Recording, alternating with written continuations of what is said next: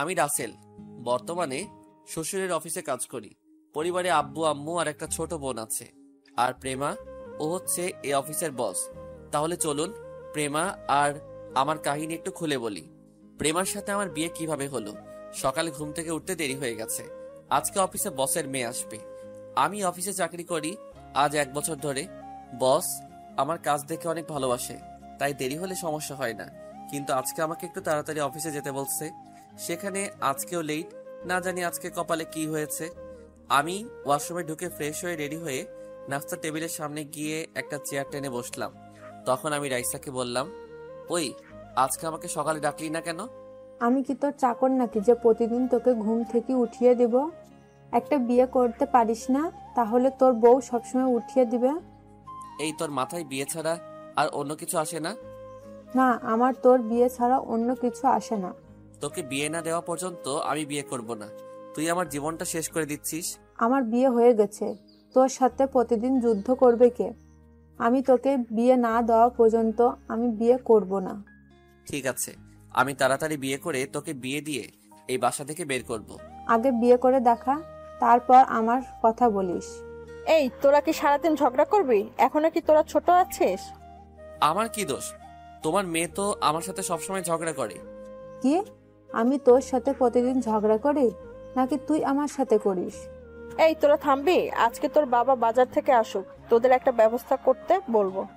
আমি তোদের দুই ভাই বোনের জ্বালায় বাঁচি না। তুমি যা খুশি করো, আগে আমাকে নাস্তা দাও। এমনি আজকে অফিসে লেট হয়ে গেছে। তার উপর আজকে বসের মেয়ে অফিসে বসবে। এটা কি তোর আজকে নতুন নাকি? তুই তো প্রতিদিন সকালে দেরি করে উঠিস। আমি কি করব? আমার যে প্রচুর ঘুম, তাই সকাল সকাল উঠতে পারি না। তাহলে একটা বিয়ে করতে পারিস না? তোর বউ তোকে প্রতিদিন ঠেকে তুলে দিবে। আম্মু, তুমিও ওই খাচ্ছনির মতো শুরু করছো। আগে ওটাকে বাসা থেকে বের করো, তারপর আমি বিয়ে করব। আমি খাচ্ছন্নি? তুই বিড়াল ছাগল। শুরু আরো আছে, সব হচ্ছিস তুই। আর রাসেল, তোর আজকে না অফিসে লেট হয়ে গেছে? তাড়াতাড়ি নাস্তা করে অফিসে যা। আমি মনে মনে রাইসাকে স্বাধীন করলাম। আপনারা আবার ওকে বলে দিয়েন না, তা না হলে আমার অবস্থা খারাপ করে ছাড়বে। নাস্তা শেষ করে বাসার বাইরে এসে বাইক নিয়ে অফিসে যেতে লাগলাম। ও, আপনাদের তো রাইসার ব্যাপারে বললাম না। রাইসা এবার মাস্টার্স শেষ করছে, তাই বাসায় বসে থাকে। বিয়ের জন্য অনেক জায়গা থেকেই আসে, কিন্তু তার এক কথা, আমাকে বিয়ে না দেওয়া পর্যন্ত সে বিয়ে করবে না। তাই ওর বিয়েটাও হচ্ছে না। যত জায়গা থেকে বিয়ের জন্য আসে, রাইসা কিছু একটা বাহানা ধরে সবকিছু শেষ করে দেয়। আপনাদের সাথে কথা বলতে বলতে অফিসে চলে আসলাম। গেট দিয়ে ঢুকে বাইকটা পার্কিং করে অফিসের ভিতরে চলে গেলাম। নিজের কেবিনে বসতে না বসতেই পিয়ন শালা এসে বলল, স্যার, ম্যাম আপনাকে ওনার কেবিনে দেখা করতে বলেছে। ঠিক আছে, তুমি যাও, আমি আসছি। পিয়ন আর কোনো কথা না বলে চলে গেল। আমি দোয়া দরুদ পড়তে পড়তে ম্যামের কেবিনের সামনে গিয়ে বললাম, ভিতরে আসতে পারি ম্যাম? আসুন। আমি ভিতরে ঢুকে দেখি ম্যাম অপর দিকে চেয়ার ঘুরিয়ে বসে আছে। তখন আমি বললাম, ম্যাম আপনি আমাকে ডেকেছেন? এখন কয়টা বাজে? ম্যাম 10টা বাজে। আপনার অফিস কয়টায়? জি ম্যাম, সকাল 9টায়। তো অফিসে আসতে এত লেট কেন? প্রায় 1 ঘন্টা লেট। আপনাকে কি চেহারা দেখে বেতন দেওয়া হবে? আসলে ম্যাম ঘুম থেকে উঠতে দেরি হয়ে গেছে। আজকে সকালে আমাকে কেউ ঘুম থেকে ডেকে তুলে নাই, তাই লেট হয়ে গেছে। আপনি যে এরকম লেট করে অফিসে আসেন, আব্বু আপনাকে কিছু বলে না? উনি আমাকে কিছু বলে না, কারণ আমার কাজ শেষ করেই আমি বাসায় যাই। আর উনি আমার কাজ দেখে অনেক খুশি হয় এবং আমাকে অনেক ভালোবাসেন। তখন তো আব্বু অফিসে ছিল, তাই আপনাকে কিছু বলে নাই। এখন থেকে আমি অফিস দেখাশোনা করব। আজকের পর থেকে যদি কোনোদিন আপনার অফিসে আসতে লেট হয়, তাহলে আপনার বেতন থেকে টাকা কেটে নেওয়া হবে। ঠিক আছে ম্যাম, আজকের পর থেকে আর দেরি হবে না। আগামীকাল থেকে ঠিক টাইমে আসবো। ঠিক আছে, আপনি এখন আসতে পারেন। Okay ma'am. আমি আর কোনো কথা না বলে ম্যামের রুম থেকে বেরিয়ে আসলাম। আসার সময় ম্যামের 14 গোষ্ঠী উদ্ধার করলাম। আবার মনে মনে বললাম, ম্যাম তো ঠিকই বলেছে, এভাবে লেট করে অফিসে আসলে কোনো অফিসেই আমাকে চাকরি দিবে না। না, কালকে থেকে ঠিক টাইমে আসতে হবে। আর কিছু না ভেবে নিজের কাজগুলো করতে লাগলাম। হঠাৎ রাফি আসলো আমার কেবিনে। রাফি হচ্ছে আমার কলেজ ফ্রেন্ড, দুজনে এই অফিসে চাকরি করি। তখন রাফি বলল, কিরে, ম্যামের কেবিনে এতক্ষণ কি করছিস? কি আর করব, ম্যাম আমাকে কিছুক্ষণ হেদায়েত করলো। ঠিকই করেছেন, তুই ঠিক টাইমে অফিসে আসিস না কেন? আগে তো ম্যামের আব্বু ছিল, এখন তার মেয়ে অফিস দেখাশোনা করবে। আগের মতো দেরি করে আসা যাবে না। ঠিক বলেছিস। আচ্ছা, তুই কি ম্যামের চেহারা দেখেছিস? দেখেছি। কেন বলতো, তুই দেখিসনি? দেখলে কি তোকে জিজ্ঞেস করতাম? শালি চেয়ার ঘুরিয়ে আমাকে বাসন দিচ্ছে। তুই জানিস ম্যাম দেখতে অনেক সুন্দর। যদি ওর মতো মেয়ের সাথে প্রেম করতে পারতাম। তাহলে রিয়াকে গিয়ে বলবো রাফি তোকে এখন আর ভালোবাসে না, এখন অফিসের ম্যামের দিকে নজর দিচ্ছে। না ভাই, তোর দোহাই লাগে, এমন কাজ ভুলেও করিস না। রিয়া আমাকে কাঁচা খেয়ে ফেলবে। আমি তো তোর সাথে মজা করছি।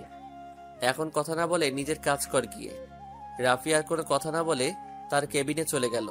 আসলে রিয়া হচ্ছে রাফির গার্লফ্রেন্ডের নাম। রাফি আর রিয়া দুজন দুজনকে কলেজ লাইফ থেকে ভালোবাসে। রিয়া রাফিকে সবসময় চোখে চোখে রাখে, তাই রাফি রিয়ার কথা শুনে ভয় পায়।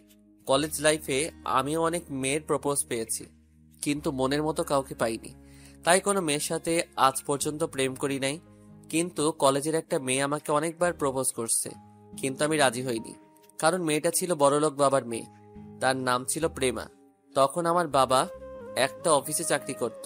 তার বাবা আমার সাথে কখনো রাজি হবে না বিয়ে দিতে, তাই সবসময় তাকে এড়িয়ে চলছি। তো যাই হোক, আপনাদের সাথে কথা বলতে বলতে দুপুরের লাঞ্চের টাইম হয়ে গেছে। আমি হাতের কাজ রেখে রাফিকে নিয়ে ক্যান্টিনে চলে গেলাম।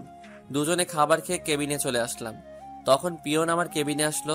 স্যার, ম্যাম আপনাকে ওনার কেবিনে যেতে বলেছে। কেন যেতে বলছে আপনি কি জানেন? না স্যার, শুধু বলেছে আপনাকে গিয়ে বলতে। ঠিক আছে, আপনি যান। পিয়ন আমার কেবিন থেকে বেরিয়ে গেল। আমি বসা থেকে উঠে ম্যামের কেবিনের সামনে গিয়ে বললাম, ম্যাম ভিতরে আসতে পারি? আসুন। আমি ভিতরে ঢুকে দেখি ম্যাম আবার চেয়ার ঘুরিয়ে বসে আছে। তখন আমি বললাম, ম্যাম আমাকে আপনি ডেকেছেন?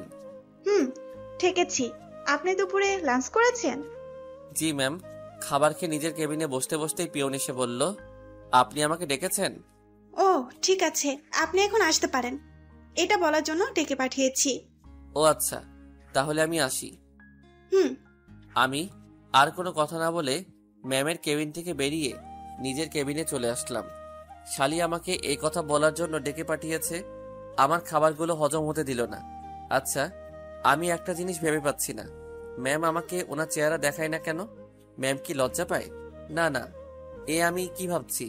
রাফি তো বলল ম্যামের চেহারা দেখছে, তাহলে আমাকে দেখাচ্ছে না কেন? দূর, না দেখালে নাই, আমি আমার কাজ করতে থাকি। কিন্তু ম্যামের গলার কণ্ঠ আমার কেমন জানি চেনা চেনা লাগছে। আর কিছু ভাবতে পারছি না, নিজের কাজে মন দেই। তারপর নিজের কাজে মন দিলাম। বিকেলে অফিস ছুটি হওয়ার পর বাহিরে চলে আসলাম। রাফিকে বিদায় দিয়ে বাইক নিয়ে সোজা বাসায় যেতে লাগলাম। হঠাৎ রাস্তায় এক বন্ধুর সাথে দেখা হয়। তার সাথে কিছুক্ষণ কথা বলে বাসায় চলে আসি। কলিং বেল চাপ দেওয়ার পর রাইসা এসে দরজা খুলে দিল। কিরে, তোর অফিস থেকে আসতে দেরি হলো কেন? আর বলিস না, আসার সময় রাস্তার পাশে দেখি হালিম বিক্রি করে, দেখে লোভ সামলাতে পারলাম না, তাই বসে 2 ভাটি খেয়ে আসলাম। তুই একা একা খেলে, আমার জন্য নিয়ে আসলি না কেন? আমাকে পাগলা কুকুরে কামড় দিচ্ছে, তোর জন্য হালিম আনতে যাব? তুই আম্মুর কাছে প্রতিদিন আমাকে বকা শোনাস। আরে এটা শয়তানি করি, তুই কি বুঝিস না আমি চলে গেলে তোর সাথে কেউ দুষ্টামি করবে না? কথাটা রাইসা মন খারাপ করে বলছে। আমি ওর মন খারাপ করা দেখে তার জন্য যে হালিম এনেছি তা ওর সামনে ধরে বললাম, এই পাগলি বোন আমার, তোর এই ভাই কি কখনো তোকে ছাড়া কিছু খেয়েছে? তুই জানিস না তোর এই ভাই অনেক ভালোবাসে? রাইসা আমার কথা শুনে জড়িয়ে ধরে কান্না করে দিল। তখন রাইসা বলল, ভাইয়া তুই আমাকে এত ভালোবাসিস? রে পাগলি, তোর সাথে তো আমি ইচ্ছে করে দুষ্টুমি করি।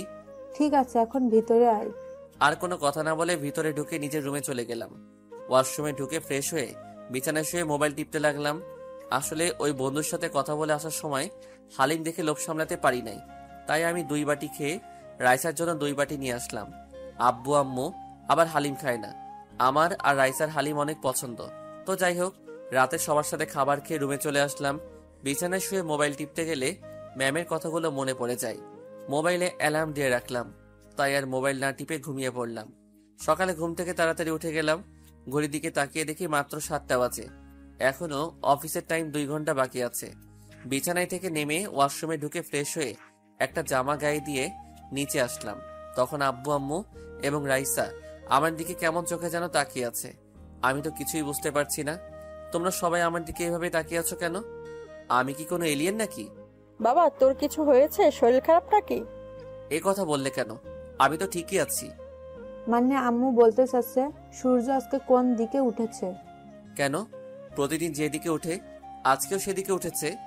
রাইসা, আমার মনে হয় রাসেলের কিছু হয়েছে। যে ছেলেকে সকালে এত ডাকার পরে ওঠে না, সে ছেলে আজকে এত সকাল সকাল কিভাবে উঠলো?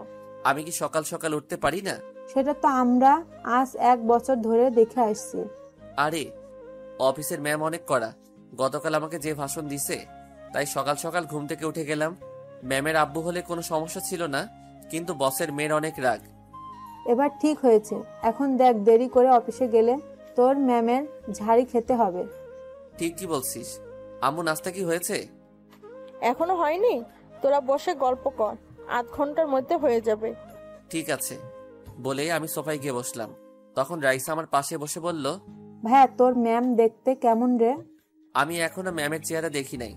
যে সময় আমাকে কেবিনে ডাকবে তখন ম্যাম চেয়ার ঘুরিয়ে আমার সাথে কথা বলে। এভাবে কথা বলে কেন? বাকিদের সাথে কি এভাবে কথা বলে? না, শুধু আমার সাথে এভাবে কথা বলে। তাহলে আমার মনে হয় এখানে কোনো কারণ আছে। অফিসের সবার সাথে সামনাসামনি কথা বলে, তোর সাথে চেয়ার ঘুরিয়ে কথা বলে কেন? সেটা আমি বলতে পারবো না। দেখি সামনে কি হয়। মাত্র তো প্রথম দিন এমন করছে, কোনো একদিন তো অবশ্যই দেখতে পাবো। তারপর আমি আর রাইসা আরো কিছুক্ষণ কথা বললাম। কিছুক্ষণ পর আম্মু টেবিলে নাস্তা নিয়ে আসলো। সবার সাথে নাস্তা করে রুমে এসে রেডি হয়ে বাসা থেকে বেরিয়ে বাইক নিয়ে অফিসে চলে আসলাম। বাইকটা পার্কিং করে অফিসের ভিতরে ঢুকে নিজের কেবিনে চলে আসলাম। আজকে 20 মিনিট আগে অফিসে চলে আসলাম। আমি বসে বসে মোবাইল টিপতে লাগলাম। অফিসের সবাই আস্তে আস্তে আসা শুরু করলো। কিছুক্ষণ পর রাফি অফিসের ভিতরে ঢুকে আমাকে দেখে কেবিনে আসলো। তখন রাফি বলল, কিরে, তুই কি রাসেল নাকি অন্য কেউ? আমি রাসেল না, রাসেলের ফটোকপি। আমার তো তাই মনে হয়। আজ 1 বছর পর তুই অফিসে আগে এসেছিস। কি করব বল, শালার ঘুমের কারণে ঠিক টাইমে আসতে পারি না। ঠিক আছে, চল দুজনে কফি খেয়ে আসি। কফি খেয়ে এসে কাজ করব। ঠিক আছে চল। আমি আর রাফি কেবিন থেকে বেরিয়ে ক্যান্টিনে চলে গেলাম। দুজনে 2টা কফি খেয়ে অফিসে চলে আসলাম। রাফি ওর কেবিনে চলে গেল। আমি আমার কেবিনে বসে কাজ করতে লাগলাম। কাজ করতে করতে দুপুরের লাঞ্চের টাইম হয়ে গেছে। কিন্তু অবাক করার বিষয় হলো, আজকে ম্যাম আমাকে তার কেবিনে ডাকে নাই। মনে হয় টাইম মতো আসার কারণে ডাকে নাই। আর ডাকে নাই ভালোই করছে, তা না হলে আমাকে কিছুক্ষণ ভাষণ দিত। এই যা, শালির কথা বলতে না বলতেই পিয়ন এসে বলল, স্যার, ম্যাম আপনাকে ওনার কেবিনে ডাকছে। এখন তো দুপুরে লাঞ্চের টাইম, আমি এখন খাবার খেতে যাব। আমাকে বলে লাভ নেই, ম্যামের কাছে গিয়ে বলেন আপনাকে তাড়াতাড়ি যেতে বলেছে। কথা বলে পিয়ন কেবিন থেকে বেরিয়ে গেল। এখন লাঞ্চের টাইমে কেন ডাকলো? আবার অনেক খিদেও লাগছে, মনে কয় শালির মাথা ফাটিয়ে দেই। আমি কেবিন থেকে বেরিয়ে ম্যামের কেবিনের সামনে গিয়ে বললাম, ম্যাম ভিতরে আসতে পারি? আসুন। আমি ভিতরে গিয়ে দেখি ম্যাম আগের মতো চেয়ারে ঘুরিয়ে বসে আছে। ম্যাম আমাকে কেন ডেকেছেন? এখন তো দুপুরের লাঞ্চের টাইম। আপনি আজকে আমার সাথে লাঞ্চ করবেন, তাই কেবিনে আসতে বললাম। আপনি আমার সাথে কিভাবে খাবার খাবেন? আপনি তো আপনার চেহারা এখনো পর্যন্ত আমাকে দেখান নাই। আমার চেহারা দেখলে আপনি চেয়ার থেকে উঠে দাঁড়িয়ে যাবেন, কারণ আপনি আমাকে ভালো করে চেনেন। আমি আপনাকে চিনি মানে? কে আপনি? মনে করে দেখেন তো, কলেজে আপনাকে প্রতিদিন একটা মেয়ে প্রপোজ করতো, কিন্তু আপনি রাজি হতেন না। আপনি প্রেমার কথা বলছেন? কিন্তু আপনি ওকে চিনেন কিভাবে? আপনি সেটা পরে জানতে পারবেন। এখন বলেন, প্রেমার প্রপোজে রাজি হতেন না কেন? সে কি দেখতে খারাপ? আসলে ম্যাম, প্রেমা মেয়েটাকে আমারও অনেক পছন্দ, কিন্তু সে ছিল বড়লোক বাবার একমাত্র মেয়ে। আমার বাবা ছিল সাধারণ একটা অফিসের কর্মচারী। প্রেমার বাবা কখনো আমাদের সম্পর্ক মেনে নিবে না, তাই প্রেমা যতবার প্রপোজ করত আমি তাকে ফিরিয়ে দিতাম। তোমার বাবা অফিসের কর্মচারী তো কি হয়েছে? উনি কি মানুষ না? টাকা পয়সা দিয়ে কখনো ভালোবাসা হয় না, দুজনেই দুই মনের মিল থাকতে হয়, ভালোবাসা হয়। সেটা ঠিক আছে, কিন্তু প্রেমার বাবা কখনো মানবে না। সত্যি করে বলুন তো, আপনি কি এখনো প্রেমাকে ভালোবাসেন? যদি সে আপনার কাছে ফিরে আসে, তখন তাকে আপন করে নেবেন? সে যদি আপনাকে বিয়ে করতে চায়, আপনি তাকে বিয়ে করবেন? আমি এখনো তাকে ভালোবাসি, কিন্তু সে এখন কোথায় থেকে ফিরে আসবে? তাকে তো পড়ালেখা ছাড়ার পর আর দেখতেই পাইনি। সে আপনার আশেপাশে আছে, আপনি বলুন, তাকে আপনি বিয়ে করবেন? বিয়ে করতে রাজি আছি, যদি তার বাবা মা এবং আমার বাবা মা রাজি থাকে। প্রেমার বাবা মা সবাই রাজি আছে, এখন আপনি রাজি কিনা সেটা বলুন। আপনি জানলেন কিভাবে? যে প্রেমা রাজি আছে। আপনি কে? হঠাৎ ম্যাম চেয়ার ঘুরিয়ে আমার দিকে তাকিয়ে মুচকে মুচকে হাসছে। আমি তো ম্যামকে দেখে অবাক হয়ে গেলাম। এ আর কেউ নয়, প্রেমা। তখন প্রেমা আমাকে বলল, কি ব্যাপার, শখ খেলে নাকি মিস্টার রাসেল? প্রেমা তুমি এখানে? তার মানে এটা তোমাদের অফিস? হুম, এটা আমাদের অফিস। 4 দিন আগে অফিসে আব্বুর কাছে আসলাম, তখন হঠাৎ তোমাকে অফিসে দেখি। আর তারপর আব্বুকে বুঝিয়ে আমি অফিসে জয়েন্ট করি। আব্বু আমাকে আগে থেকেই বলেছে অফিসের দায়িত্ব হাতে নেওয়ার জন্য, কিন্তু আমার অফিসে কাজ করতে ভালো লাগে না। তোমাকে দেখি অফিসে বসার দায়িত্ব পালন করতে এসেছি। এই জন্যই তো বলি তুমি আমাকে চেহারা দেখাও না কেন। তোমার গলার কণ্ঠ কেমন যেন চেনা চেনা লাগছে। আচ্ছা, তুই পড়াশোনা শেষ করার পর কোথায় ছিলে? আসলে পড়ালেখা শেষ করার কিছুদিন পর আমার ব্লাড ক্যান্সার ধরা পড়ে। প্রায় 6 মাস বাংলাদেশে অনেক ডাক্তার দেখিয়েছি, কিন্তু কোনো উন্নতি দেখছি না। তারপর আব্বু আমাকে আমেরিকা মামাদের কাছে নিয়ে যান। সেখানে একটা হাসপাতালে আমার অপারেশন হয়। আল্লাহ দিলে 6 মাসে আমি পুরোপুরি সুস্থ হয়ে যাই।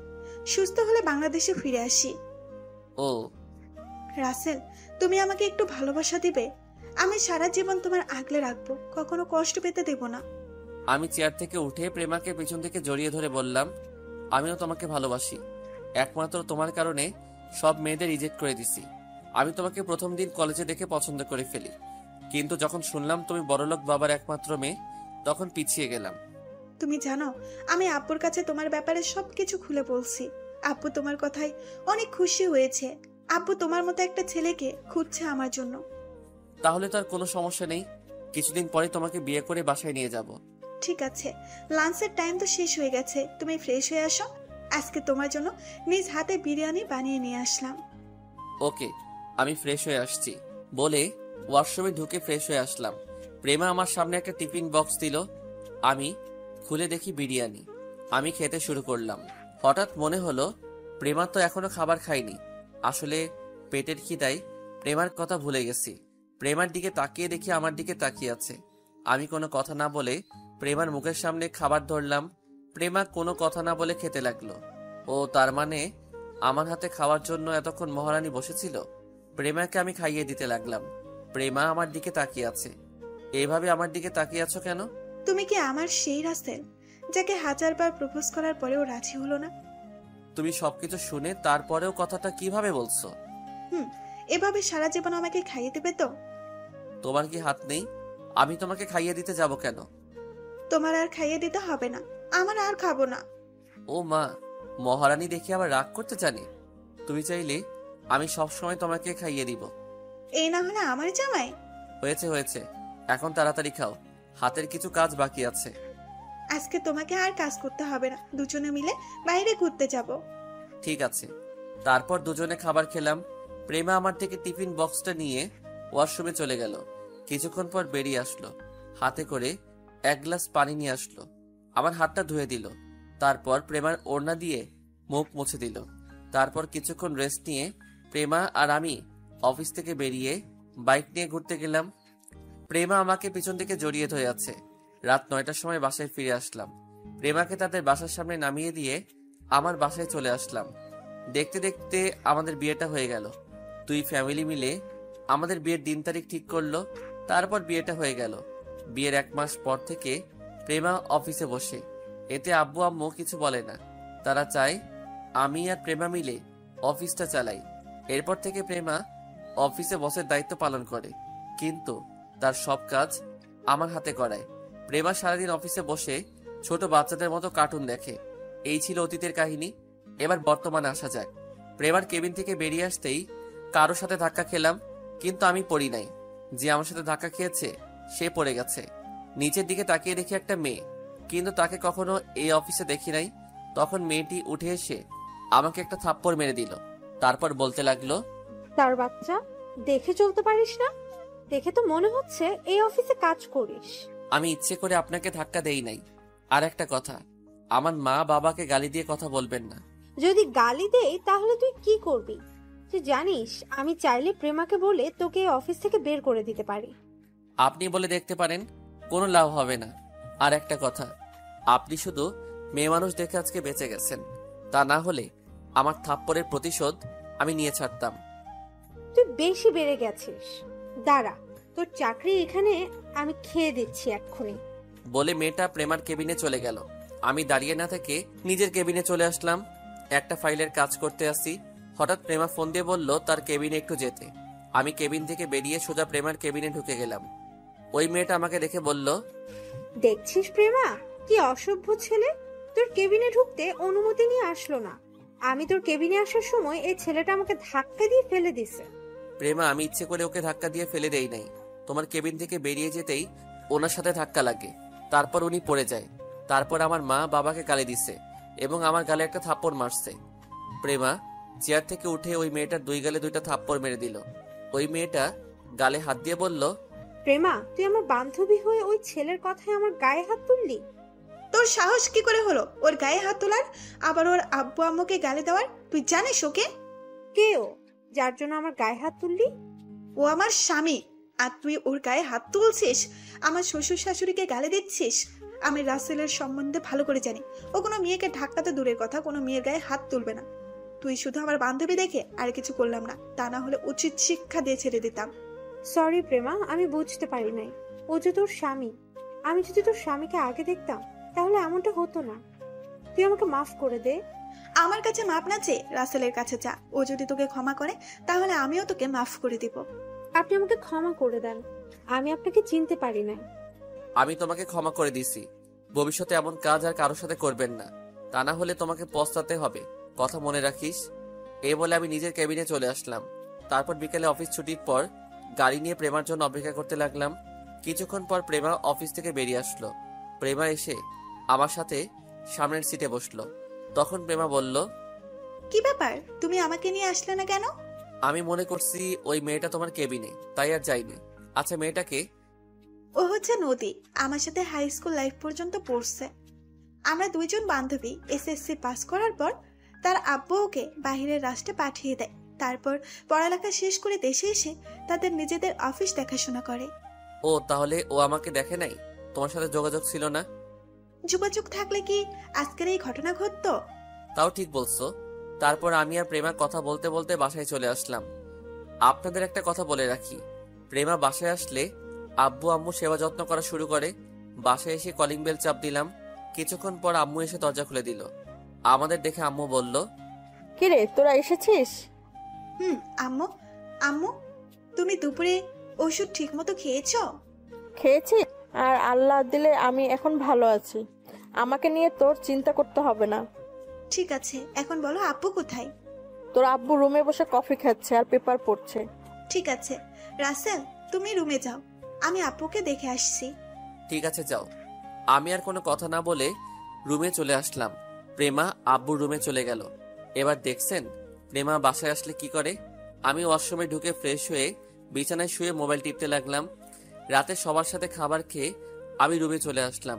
প্রেমা আব্বু আম্মুকে ওষুধ খাইয়ে দিয়ে আসবে, আর রাইসা তার এক বান্ধবীর বিয়েতে গেছে, তাই ওর কথা বললাম না। কিছুক্ষণ পর প্রেমা রুমে ঢুকে দরজা লাগিয়ে বিছানায় এসে আমাকে জড়িয়ে ধরলো। এই, আমি মা হতে চাই। আব্বু আম্মুর অনেক শখ দাদা দাদি ডাক শোনার। আগে রাইসার বিয়েটা হয়ে যাক, তারপর সব হবে। আমি তোমার কথা শুনতে চাই না, আমি বলছি মা হব। এখন তুমি ছেলে মেয়ে লালন পালন করতে পারবে? আমি পারবো, তুমি আমাকে একটা তোমার মতো ছেলে দাও। ঠিক আছে, কিছুদিন অপেক্ষা করো, তারপর তোমার সব আবদার পূরণ করব। ওকে, এখন আমাকে একটা কিস করো। ঠিক আছে, করছি। আমি প্রেমাকে জড়িয়ে ধরে তার ঠোঁটের সাথে ঠোঁট লাগিয়ে দিলাম। প্রায় 5 মিনিট পর ছেড়ে দিয়ে দুজন দুজনকে জড়িয়ে ধরে শুয়ে পড়লাম। আজ 5 দিন পর আমি রাতের খাবারকে রুমে শুয়ে মোবাইল টিপতে আসি। হঠাৎ রাইসা আমার রুমে আসলো। তখন আমি রাইসাকে দেখে বললাম, কি রে রাইসা, তুই আমার রুমে, কিছু বলবি? রাইসা আমার পাশে বসে বলল, আসলে ভাইয়া কলেজ লাইফ থেকে একটা ছেলের নাম রনি আমাকে ভালোবাসে, কিন্তু আমি তাকে ফিরিয়ে দিই। আমি তাকে বলছি আমি তাকে ভালোবাসতে পারবো না, কিন্তু সে আমাকে প্রতিদিন ভালোবাসার কথা বলে। আমার বান্ধবীর বিয়েতে রনি এসে আমাকে ভালোবাসার কথা বলেছে। ছেলেটা কেমন, ভালো নাকি খারাপ?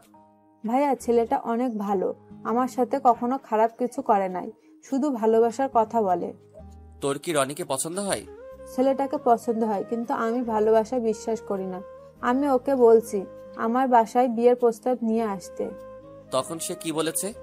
রনি বলেছে তার আব্বু আম্মুকে রাজি করিয়ে কালকে আমাদের বাসায় আসবে। রনি বর্তমানে কি করে? রনি এখন তাদের অফিস দেখাশোনা করে। ঠিক আছে, কালকে তাহলে আসুক, আমি সব ব্যবস্থা করছি। ঠিক আছে ভাইয়া। আব্বু আম্মুর কাছে বলতে লজ্জা লাগে, তাই তোর কাছে বলছি। সমস্যা নেই, আমি সব দেখছি, তুই রুমে যা। রাইসা আর কোনো কথা না বলে রুম থেকে বেরিয়ে গেল। আমি শুয়ে শুয়ে মোবাইল টিপতে লাগলাম। প্রেমা রুমে এসে দরজা লাগিয়ে আমাকে জড়িয়ে ধরে বলল, রাইসাকে দেখলাম রুম থেকে বেরিয়ে যেতে, কেন এসেছে রাইসা? তাহলে শোনো। তারপর রাইসা আমার সাথে কি বলেছে সবকিছু প্রেমাকে খুলে বললাম। তাহলে তো ভালোই, রাইসার বিয়ে হয়ে গেল, আমি তোমার কাছে একটা সন্তান পাবো। ঠিক আছে, দিব। তাহলে কালকে আর দুজনে অফিসে যাব না, ম্যানেজার আঙ্কেলকে বলবো সবকিছু দেখে রাখতে। ওকে, ঠিক আছে। তারপর দুজন দুজনকে জড়িয়ে ধরে শুয়ে পড়লাম। এবার আপনাদের একটা কথা বলি, আমার আর প্রেমার বিয়ের পর এখনো প্রেমার সাথে গভীরে যাইনি, কারণ বিয়ের 2 দিন আগে থেকে আম্মু অসুস্থ হয়ে পড়ে। তাই বাসর রাতে প্রেমাকে বলেছি আম্মু সুস্থ না হওয়া পর্যন্ত আমরা গভীরে যাব না। প্রেমাও আমার সাথে একমত দিছে। এরপর আমাদের মাঝে কিছুই হয়নি। সব মেয়েরা চায় স্বামীর ভালোবাসা নিয়ে বেঁচে থাকতে, স্বামীর আদর পেতে, মা হওয়ার স্বপ্ন থাকে। কিন্তু প্রেমা আমার কথার বাহিরে একটা কথা বলে না। সে বলছে আমি যেটা বলবো সে তাই করবে। প্রেমার মতো মেয়ে বউ হিসেবে পাওয়া অনেক ভাগ্যের ব্যাপার। তো যাই হোক, পরের দিন রনি এবং তার মা বাবা আমাদের বাসায় আসলো। তাদের সাথে কথা বলে বুঝাতে পারলাম তারা অনেক ভালো। রনি ছেলেটা দেখতে অনেক সুন্দর, কথাবার্তা অনেক ভালো। রনির আব্বু আম্মুর রাইসাকে পছন্দ হয়েছে। এখন আমাদের বলছে তাদের বাসা এবং তাদের ব্যাপারে জেনে আসতে। এরপর তারা চলে গেল। পরের দিন আমি আব্বু রনিদের বাসায় গেলাম। তাদের বাসায় যাওয়ার আগে কিছু মানুষ থেকে তাদের বিষয় জিজ্ঞেস করলাম। সবাই তাদের ব্যাপারে ভালো বলছে। রনিদের বাসায় গিয়ে সবকিছু দেখলাম। আল্লাহ দিলে সবকিছু ঠিক আছে। রনির আব্বু আম্মুকে বলছি আমাদের বাড়িতে গিয়ে বিয়ের দিন তারিখ ঠিক করে আসতে। আজকে রাইসার গায়ে হলুদ, অফিসে সবাইকে দাওয়াত দেওয়া হয়েছে। রাফিকে বলছি রিয়াকে নিয়ে আসতে। বিয়ের সবকিছু আমার নিজের মতো করে সাজিয়েছি, কোনো কিছুর কমতি রাখি নাই। আমি কাজের লোকগুলোকে সবকিছু ঠিকঠাক ভাবে দেখিয়ে দিচ্ছি। হঠাৎ নদী আমার সামনে এসে বলল, কেমন আছেন? আমি ভালো আছি, আপনি কেমন আছেন? আমিও ভালো আছি। আপনি কি আমার উপর এখনো রেগে আছেন? আরে না, আমি ওই দিনই সবকিছু ভুলে গেছি। তা কোন সময় আসলেন? কিছুক্ষণ আগে আসলাম। আমি আসতে চাইনি, কিন্তু প্রেমার জোরাজুরিতে আসতে হলো। ঠিক আছে, আপনি প্রেমার কাছে যান, আমি এদিকে কাজের লোকগুলোকে ঠিকঠাক মতো দেখিয়ে দিচ্ছি। আচ্ছা, ঠিক আছে। নদী আর কোনো কথা না বলে প্রেমার কাছে চলে গেল। আমি এদিকে সবকিছু কাজের লোকগুলোকে দেখিয়ে দিতে লাগলাম। রাতে সবাই রাইসাকে হলুদ লাগাতে লাগলো। এক এক করে সবাই হলুদ লাগাতে আছে। হঠাৎ প্রেমা আমার সামনে আসলো। আজকে প্রেমা একটা হলুদ রঙের শাড়ি পরছে, তাকে দেখতে অনেক সুন্দর লাগছে। প্রেমা আমার সামনে এসে বলল, কি ব্যাপার, তুমি এখানে দাঁড়িয়ে আছো কেন? চলো দুজনে একসাথে রাইসাকে হলুদ লাগাবো। দেখো না, সব স্বামী স্ত্রী একসাথে মিলে হলুদ লাগাচ্ছে। ঠিক আছে চলো। আমি আর প্রেমা রাইসার 2 পাশে বসলাম। প্রথমে আমি রাইসার মুখে হলুদ লাগালাম, এরপর প্রেমা লাগালো। হঠাৎ প্রেমা আমার মুখেও লাগিয়ে দিল। এটা দেখে সব মেহমান হাসতে লাগলো। আবার অনেকে দাঁড়িয়ে দাঁড়িয়ে বলছে এদের দুজন দুজনকে জামাই বউয়ে অনেক মানিয়েছে। আমি কিছুক্ষণ প্রেমার সাথে দুষ্টুমি করে বাসার ছাদে চলে আসলাম। প্রেমা আর নদী মিলে রাইসার হাতে মেহেদি লাগাচ্ছে। হঠাৎ দেখি রাফি আর রিয়া ছাদের উপরে আসলো। তখন রাফি বলল, কিরে, ছাদের উপরে দাঁড়িয়ে কি করছিস? না, এমনি ভালো লাগছে না। কেন, হঠাৎ তোর আবার কি হলো? আরে তুমি বোঝো না, আজকে রাতটার পর তো তার বোনটা স্বামীর বাসায় চলে যাবে, তাই ভালো লাগছে না। ও, এ কথা। এখনো তো কিছুই করার নেই। মেয়ে হয়ে যখন জন্মগ্রহণ করেছে, বিয়ের পর তো স্বামীর বাড়িতে যেতে হবে। আমার বোনটা অনেক আদরের, আমি ওর সাথে সবসময় দুষ্টামি করতাম। আমার সাথে রাগ করলে আমি তার রাগ ভেঙে দিতাম। আমি আমার বোনটাকে অনেক ভালোবাসি। আমি এ কথা বলে কান্না করে দিলাম। রাফি আমাকে জড়িয়ে ধরে বলল, আরে পাগল, কান্না করছিস কেন? তুই যদি ভেঙে পড়িস তাহলে রাইসা অনেক কষ্ট পাবে। তার সামনে সবসময় হাসি খুশি থাকবি, তাকে তুই কিছু বুঝতে দিবি না। আচ্ছা ঠিক আছে। রাফি আর রিয়া আরো কিছুক্ষণ কথা বলে নিচে চলে গেল। আমি ছাদের উপরে দাঁড়িয়ে আকাশের দিকে তাকিয়ে আছি। হঠাৎ কেউ একজন পিছন দিকে ঘাড়ে হাত দিল। আমি তাকিয়ে দেখি প্রেমা। কি ব্যাপার প্রেমা, তুমি এখানে কেন? ওদিকের কাজ কি শেষ? মেহেদি লাগানো শেষ, এখন সবাই বসে নাচ গান উপভোগ করতে আসছে। আমি তোমাকে না দেখে ছাদে আসলাম। তুমি এখানে একা একা কি করো? এমনি ভালো লাগছে না, তাই ছাদে দাঁড়িয়ে আছি। আমি মনের কথা বুঝতে পারছি, মন খারাপ করো না।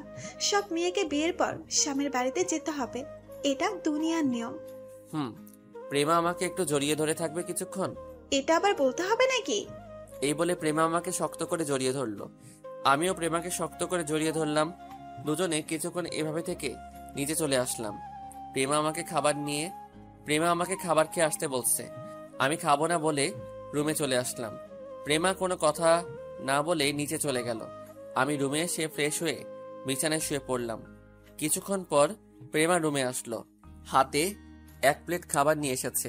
প্রেমা প্লেটটা বিছানায় রেখে পানি নিয়ে আসলো, আমার পাশে বসে বলল, উঠে বসো, খাবার খেয়ে নাও। প্রেমা, আমি খাবার খাবো না, তুমি খেয়ে নাও।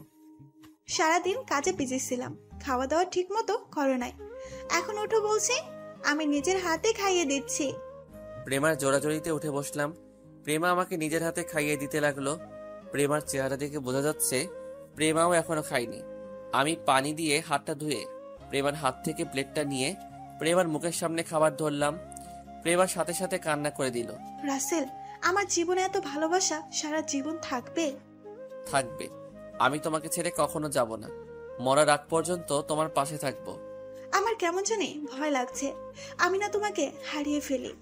আরে পাগলি, এটা তোমার মনের ভুল। আমি তোমাকে সারা জীবন আমার এই বুকে আগলে রাখবো। এই বলে প্রেমার চোখের পানি মুছে দিয়ে খাবার খাইয়ে দিতে লাগলাম। প্রেমা ছোট বাচ্চাদের মতো খাবার খাচ্ছে। খাবার খাওয়া শেষ হলে প্রেমা প্লেট নিয়ে ওয়াশরুম থেকে পানি নিয়ে এসে আমার হাত ধুয়ে দিল, তারপর শাড়ির আঁচল দিয়ে মুখ মুছে দিল। প্রেমা প্লেটটা নিয়ে রুম থেকে বেরিয়ে গেল। কিছুক্ষণ পর রুমে চলে আসলো, বিছানায় শুয়ে আমাকে জড়িয়ে ধরলো। সবার কি খাওয়া দাওয়া হয়ে গেছে? আমি রাইসাকে তার রুমে নিয়ে আসলাম, আর বাকি কিছু মানুষ বাসায় চলে গেছে, আবার কিছু মানুষ আছে। আব্বু আম্মু আমার কথা কিছু জিজ্ঞেস করে নাই? করেছে, আমি বলেছি সারাদিন কাজ করতে করতে ক্লান্ত হয়ে গেছে, তাই রুমে শুয়ে আছে। ঠিক আছে, এখন আমাকে জড়িয়ে ধরে শুয়ে পড়ো, কালকে সকাল সকাল উঠে কাজ শুরু করে দিতে হবে। ওকে, আসো। তারপর দুজন দুজনকে জড়িয়ে ধরে শুয়ে পড়লাম। পরের দিন সকাল ভোরে ঘুম থেকে উঠে গেলাম। প্রেমা এখনো ঘুমিয়ে আছে। আমি প্রেমার কপালে একটা চুমু দিয়ে বিছানা থেকে নেমে ওয়াশরুমে চলে গেলাম। ওয়াশরুমে ঢুকে উজু করে একটা পাঞ্জাবি গায়ে দিয়ে বাসা থেকে বেরিয়ে মসজিদে চলে গেলাম। নামাজ পড়ে বাহিরে এসে 20 মিনিটের মতো ঘোরাঘুরি করে বাসায় চলে আসলাম। তারপর কাজের লোকগুলোকে সবকিছু দেখিয়ে দিতে লাগলাম। দেখতে দেখতে বর আসার সময় হয়ে গেছে। আমি রুমে এসে ওয়াশরুমে ঢুকে গোসল করে বাহিরে এসে দেখি প্রেমা দাঁড়িয়ে আছে একটা শাড়ি হাতে নিয়ে। তুমি এভাবে শাড়ি হাতে নিয়ে দাঁড়িয়ে আছো কেন? আজকে তুমি আমাকে শাড়িটা পরিয়ে দেবে? তুমি তো শাড়ি পরতে পারো, আমাকে বলছো কেন? আমার হাতে কাজ আছে। কাজ পরে করতে পারবে, আগে আমাকে শাড়িটা পরিয়ে দাও, দুজনে একসাথে রুম থেকে বেরে নিচে যাব। কি আর করার, বউয়ের কথা না দেখে পারি। আমি প্রেমার হাত থেকে শাড়িটা নিয়ে তাকে পরিয়ে দিতে লাগলাম। সমস্যা হয়েছে কুচি লাগিয়ে দিতে। আমি কুচিটা প্রেমার হাতে দিয়ে বললাম লাগিয়ে নিতে, কিন্তু খাচ্চুন্নি বলে আমাকে লাগিয়ে দিতে। আমি প্রেমার নাভির উপর দিয়ে কুচিটা পরিয়ে দিলাম। প্রেমা আমার মাথা শক্ত করে ধরলো। আমি প্রেমার পেটে একটা কিস করলাম। প্রেমার সাথে সাথে কেঁপে উঠল। আমি দাঁড়িয়ে প্রেমার ঠোঁটের সাথে ঠোঁট লাগিয়ে দিলাম। দুজনে দুজনকে জড়িয়ে ধরে কিস করতে লাগলাম। কিছুক্ষণ পর ছেড়ে দিয়ে দুজনে রেডি হয়ে একসাথে রুম থেকে বেরিয়ে আসলাম। হঠাৎ নিচের দিকে তাকিয়ে আমি তো পুরো অবাক হয়ে গেলাম। নিচের দিকে তাকিয়ে দেখি বাসার সব মেহমান আমাদের দিকে তাকিয়ে আছে। দুজনে একসাথে নিচে নামলাম। প্রেমা চলে গেছে রাইসার কাছে, আমি কাজের লোকদের কাছে চলে আসলাম। কিছুক্ষণ পর বর চলে এসেছে। সবাই রনিকে স্টেজে নিয়ে বসালো। রাইসাকে নিয়ে এসে রনির পাশে বসালো। আমার বোনটাকে বধূ সাজে অনেক সুন্দর লাগছে। আর কিছুক্ষণ বোনটা বাসায় থাকবে, তারপর বরের সাথে শ্বশুর বাড়ি চলে যাবে। কাজী এসে বিয়ে পড়ানো শুরু করলো। বিয়ে পড়ানো শেষ, কাজী মোনাজাত ধরলো। মোনাজাত শেষে সবাইকে খাবার পরিবেশন করা হলো। আমি কাজের লোকের সাথে ধরাধরি করে কাজ করছি। হঠাৎ দেখি একটা ছেলে প্রেমার দিকে কেমন ভাবে তাকিয়ে আছে। আমি কাজ রেখে ছেলেটার কাছে গেলাম। তখন তাকে জিজ্ঞেস করলাম, কি ভাই, এমন করে ওই মেয়েটার দিকে তাকিয়ে আছেন কেন? সেটা কি তোকে বলতে হবে? অবশ্যই আমাকে বলতে হবে। তুই কে রে যে আমি তোর কাছে বলবো? আমি এই বাড়ির একজন সদস্য, তাই তোকে বলতে হবে। ও তাই নাকি? তাহলে শোন, ওই মেয়েটাকে দেখছিস? তাকে আমার পছন্দ হয়েছে, তাকে আমি বিয়ে করতে চাই। ওকে দেখে তো মনে হচ্ছে তার বিয়ে হয়ে গেছে। বিয়ে হয়েছে তো কি হয়েছে, আমি ওকে জোর করে বিয়ে করব। ওকে দেখতে ভীষণ সেক্সি লাগছে, তাকে আমার জীবনে চাই। ছেলেটার কথা শুনে আমি সাথে সাথে 2টা থাপ্পড় মেরে দিলাম। বাড়ির সব মেহমান আমাদের ঘিরে ফেলেছে। তখন আমি ওই ছেলেটার কলা ধরে বললাম, তোর সাহস কি করে হয় আমার বউকে খারাপ কথা বলার? তোর ঘরে কি মা বোন নেই? আজকে তোকে আমি মেরেই ফেলবো। বলে ছেলেটাকে ইচ্ছে মতো মারতে লাগলাম। প্রেমা আমাকে জোর করে ছাড়িয়ে নিয়ে আসলো। তখন আমাদের মাঝে রনি চলে আসলো। সে বলল, ভাইয়া, এখানে কি হয়েছে? আর আপনি জীবনকে মারলেন কেন? ও আমার মামাতো ভাই হয়। তোমার এই মামাতো ভাই আমার বউকে আমার সাথে খারাপ কথা বলেছে, তাই আমি তাকে মারলাম। জীবন ভাইয়া যেটা বলেছে সেটা কি সত্যি? না রনি ভাইয়া, আমি ওনার বউকে খারাপ কথা বলি নাই। কি তুই এখন মিথ্যা কথা বলছিস? আজকে আমি তোকে মেরে ফেলবো। জীবন, আমি ভাইয়াকে ভালো করে চিনি, উনি অন্যায়ভাবে কাউকে মারবে না। তুই যদি সত্যি কথা না বলিস তাহলে আমার হাত তোর গায়ে উঠবে। আমাকে সবাই ধরে রেখেছে। এবার জীবন মাথা নিচু করে বলল, ভাইয়া আমার ভুল হয়ে গেছে, আমি ওনাকে চিনতে পারি নাই, আমাকে তুমি মাফ করে দাও। সি সি সি সি, আমার ভাবতে অবাক লাগে তুই বিয়ে বাড়িতে এসে এমন কথা বলবি। আমি তোকে অনেক ভালো মনে করেছি, তুই এখনই ভাইয়ার পা ধরে ক্ষমা চাইবি। ভাইয়া তোকে মাফ করলে আমিও মাফ করে দিব। জীবন দাঁড়িয়ে না থেকে আমার পা ধরে বলতে লাগলো, ভাইয়া আমার ভুল হয়ে গেছে, আমাকে আপনি ক্ষমা করে দেন। ঠিক আছে, আমি তোকে ক্ষমা করে দিলাম। আর কখনো এমন কথা কাউকে বলবি না। মেয়েরা হচ্ছে মায়ের জাত, আর আমার বউ তোমার থেকে বড়, তাকে বড় বোনের নজরে দেখবে। ঠিক আছে ভাইয়া, এমন ভুল আর জীবনেও হবে না। ঠিক আছে, আপনারা সবাই যার যার জায়গায় চলে যান। প্রেমা আমাকে টেনে রুমে নিয়ে আসলো। তখন আমাকে বলল, তুমি ছেলেটাকে মারলে কেন? একটু বুঝিয়ে বললে হতো। তোমার নামে খারাপ কথা বলবে, আমি তাকে এমনি এমনি ছেড়ে দিব? হয়েছে, এখন মাথা ঠান্ডা করো। ও ছেলে তার ভুল বুঝতে পেরেছে। ঠিক আছে, এখন তুমি রাইসার কাছে যাও, আমি এদিকটা দেখছি। প্রেমা আর কিছু না বলে রুম থেকে বেরিয়ে গেল। আমি রুম থেকে বেরিয়ে কাজে লেগে পড়লাম। আস্তে আস্তে সবার খাওয়া দাওয়া শেষ হয়ে গেল। এখন রাইসাকে বিদায় দেওয়ার পালা। রাইসা আব্বু আম্মুকে জড়িয়ে ধরে কান্না করতে লাগলো। নিজের চোখ দিয়ে পানি পড়তে লাগলো। বোনটার সাথে অনেক দুষ্টুমি করছি, এখন কার সাথে করব? রাইসা মা বাবাকে ছেড়ে আমাকে জড়িয়ে ধরে কান্না করে দিল।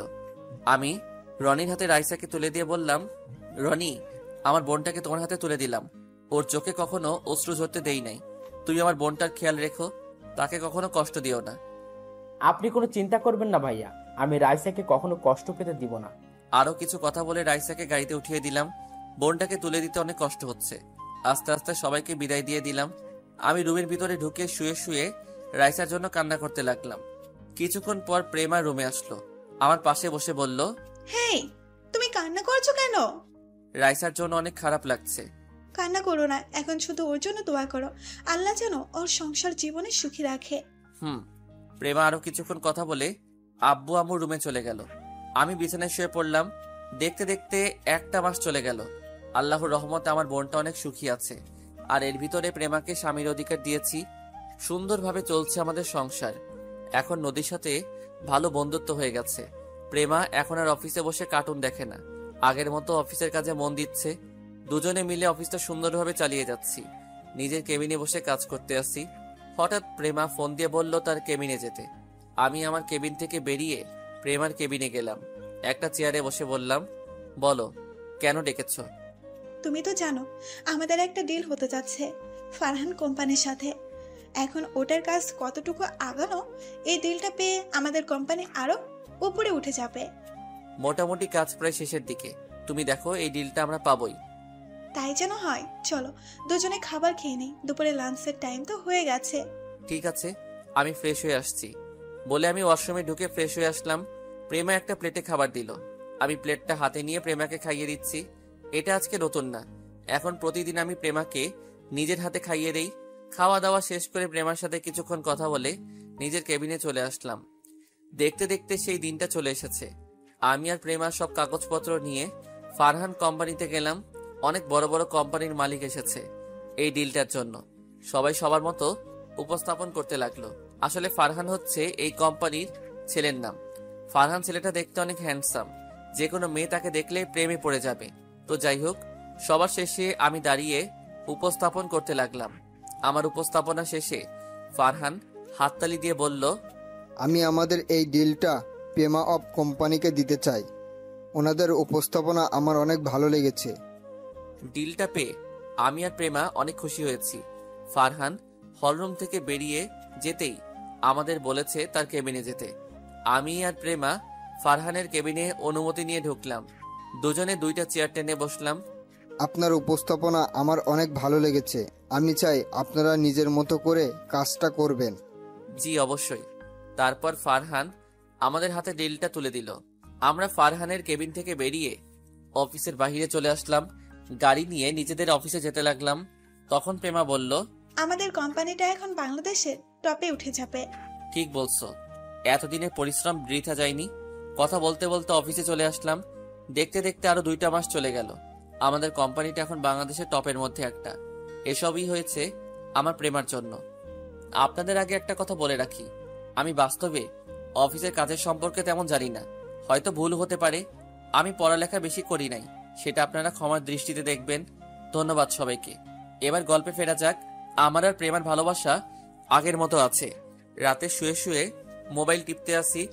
কিছুক্ষণ পর প্রেমা রুমে এসে আমাকে জড়িয়ে ধরে বলল, এই, তুমি অনেক দিন হয়েছে আমাকে আদর করো না। আজকে আমাকে অনেক আদর করতে হবে। এতদিন তো কাজের চাপে তোমাকে আদর করতে পারি নাই। আজকে তোমাকে মন ভরে আদর করব। তো করো, আমি তোমার আদর সব সময় পেতে চাই। আমিও আর শুয়ে না থেকে প্রেমার ঠোঁটের সাথে ঠোঁট লাগিয়ে দিলাম। দুজন দুজনকে জড়িয়ে ধরে কিস করতে লাগলাম। তারপর আমি আস্তে আস্তে হারিয়ে গেলাম অজানা ঠিকানায়। একদিন অফিসে বসে কাজ করতে আসি। আজকে প্রেমা অফিসে আসে নাই, কারণ আজকে প্রেমা তাদের বাসায় গেছে। তার আব্বু নাকি হঠাৎ অসুস্থ হয়ে পড়ছে। আমি বলেছিলাম যাওয়ার জন্য, পরে প্রেমা বলল বেশি অসুস্থ না, ওষুধ খেলে ঠিক হয়ে যাবে। প্রেমা বিকালের মধ্যে বাসায় ফিরে আসবে। আমি আর কিছু বললাম না। হঠাৎ কেউ একজন দরজার সামনে দাঁড়িয়ে বলল, ভিতরে আসতে পারি স্যার? আমি দরজার দিকে তাকিয়ে দেখি নদী।